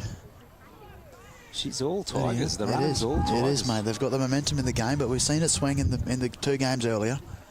There's moments. Brothers just have to weather this storm. They don't want to let many more tries in. And Ryland Bashan earns a there's a penalty, hand in for that. his team. Probably a call from the touchy there, I would say. We've seen a hand on that. Got young Jack Hudson on the field, number 16 for Emerald Brothers. Yeah, like we said before, they're starting to rotate through a few of their forwards. Boys will be getting tired. Number 8, Nice run. Nate Stowers, yeah, he's had a great start. to the Yeah, game. and he's a big boy, isn't he? He's playing some minutes. Yeah. Oh, he's number 7, Ryland Basham, he's come off the Zach bench. And Anderson.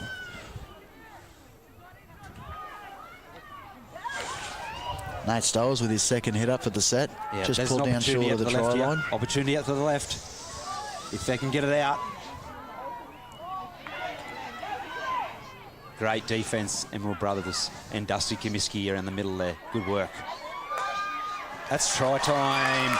Leighton Morgan's our man. Leighton Morgan having an absolute blinder here on grand final day. Kicking goals, scoring tries, and he's over for the Tigers' third. Now, this is a big lead in a grand final. 16-6, kick to come. I've been a couple of years, I've been watching the kid. He hasn't quite found his position. He plays lock, he plays hooker, plays halfback, plays 5'8". I guess that's at this age, that's a great attribute to have. Oh, 100%. 100%. He can pick and fill it, choose what yeah. he's doing on the field, but What a great play, but he's got good agility, good speed, and he's got a decent set of vision. If put on a few kilos and grow an inch or two taller, he can become one of the modern-day ball-playing locks, mate. He can yeah. definitely do something with his footy. He's having a cracking game here on grand final day. And Tigers, somewhat stunning the undefeated minor premiers brothers. But as we do know, in local grudge matches and in grand finals in general, 2 tries isn't much of a lead. 10 to go in the first half, but brothers are going to need to stop this momentum. The Tigers juggernaut are just marching down the field and putting pressure on their line.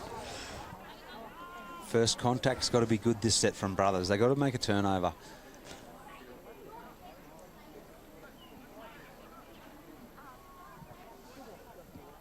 Ten minutes to go in the first half. 16-6, the score remains. Sprays that one out to the right. But at 3 tries to 1, brothers with all the work to do. Finish off this first half strong.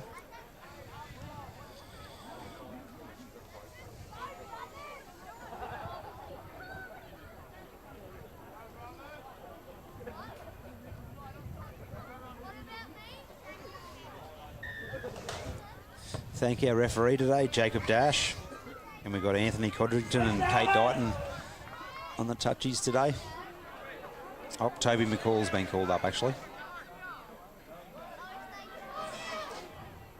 Thanks to those guys. Another good start to their set. Emerald Tigers.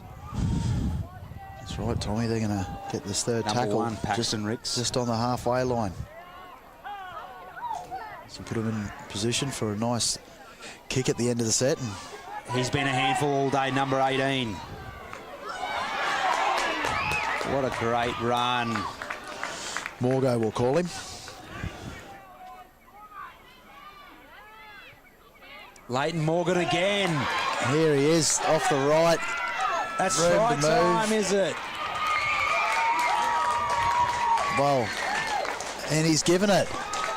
Great try. Morgan. What a try. Playing a grand final for the ages. He slips through, left hand fend, and scores in the corner. He had work to do, didn't he, Tommy? Absolutely. He had work to do. It wasn't a given. No Saw a way. bit of vision down that right-hand side. And even drawing the defenders and them having solid contact on him, they couldn't slow him down, and he gets the try in the corner. 20-6. Didn't give himself an easy kick, but it's his second try for the game. He's had a cracking start. He has had a cracking start. The brothers' side are shell-shocked here. See a replay there. Good service from the dummy half. Zach Anderson with a good pass. Yep. Steps inside and slams it down. Great try.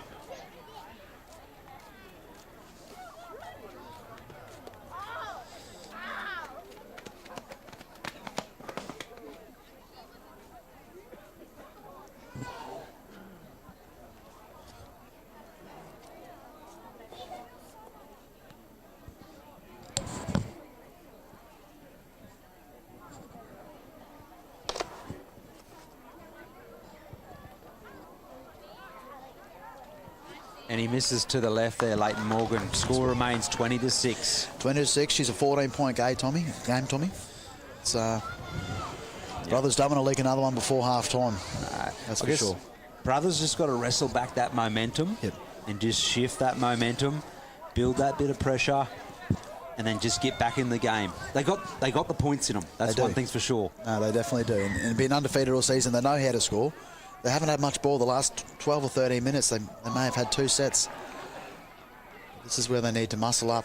I mean, as middle defenders put pressure on the Tigers' attacking line. Missed tackles are killing brothers at the minute. They need to force the error. Just make your tackles. Give themselves some good position, and it starts with the platform in the middle. The boys in the middle need to lift.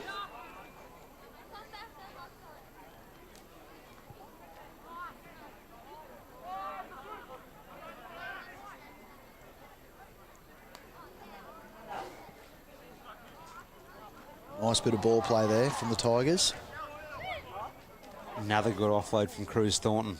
He's having a good game. Nate Stowers again up the middle. They're playing really flat today, the Tigers, and that's hurting brothers. Yeah, they're hitting the advantage line easy, Tommy, and dragging a few defenders with them over that. Great kick from Leighton Morgan. He's found a bit of space there. 7 tackle set. Yeah, strong breeze behind their back. That one looked too big straight off the boot. Brothers with the 7 tackle set. We're going to look for some of those big boys in the middle now to lay a bit of a platform and give those crafty brothers halves a chance to do their magic. They haven't had much space to work with today, and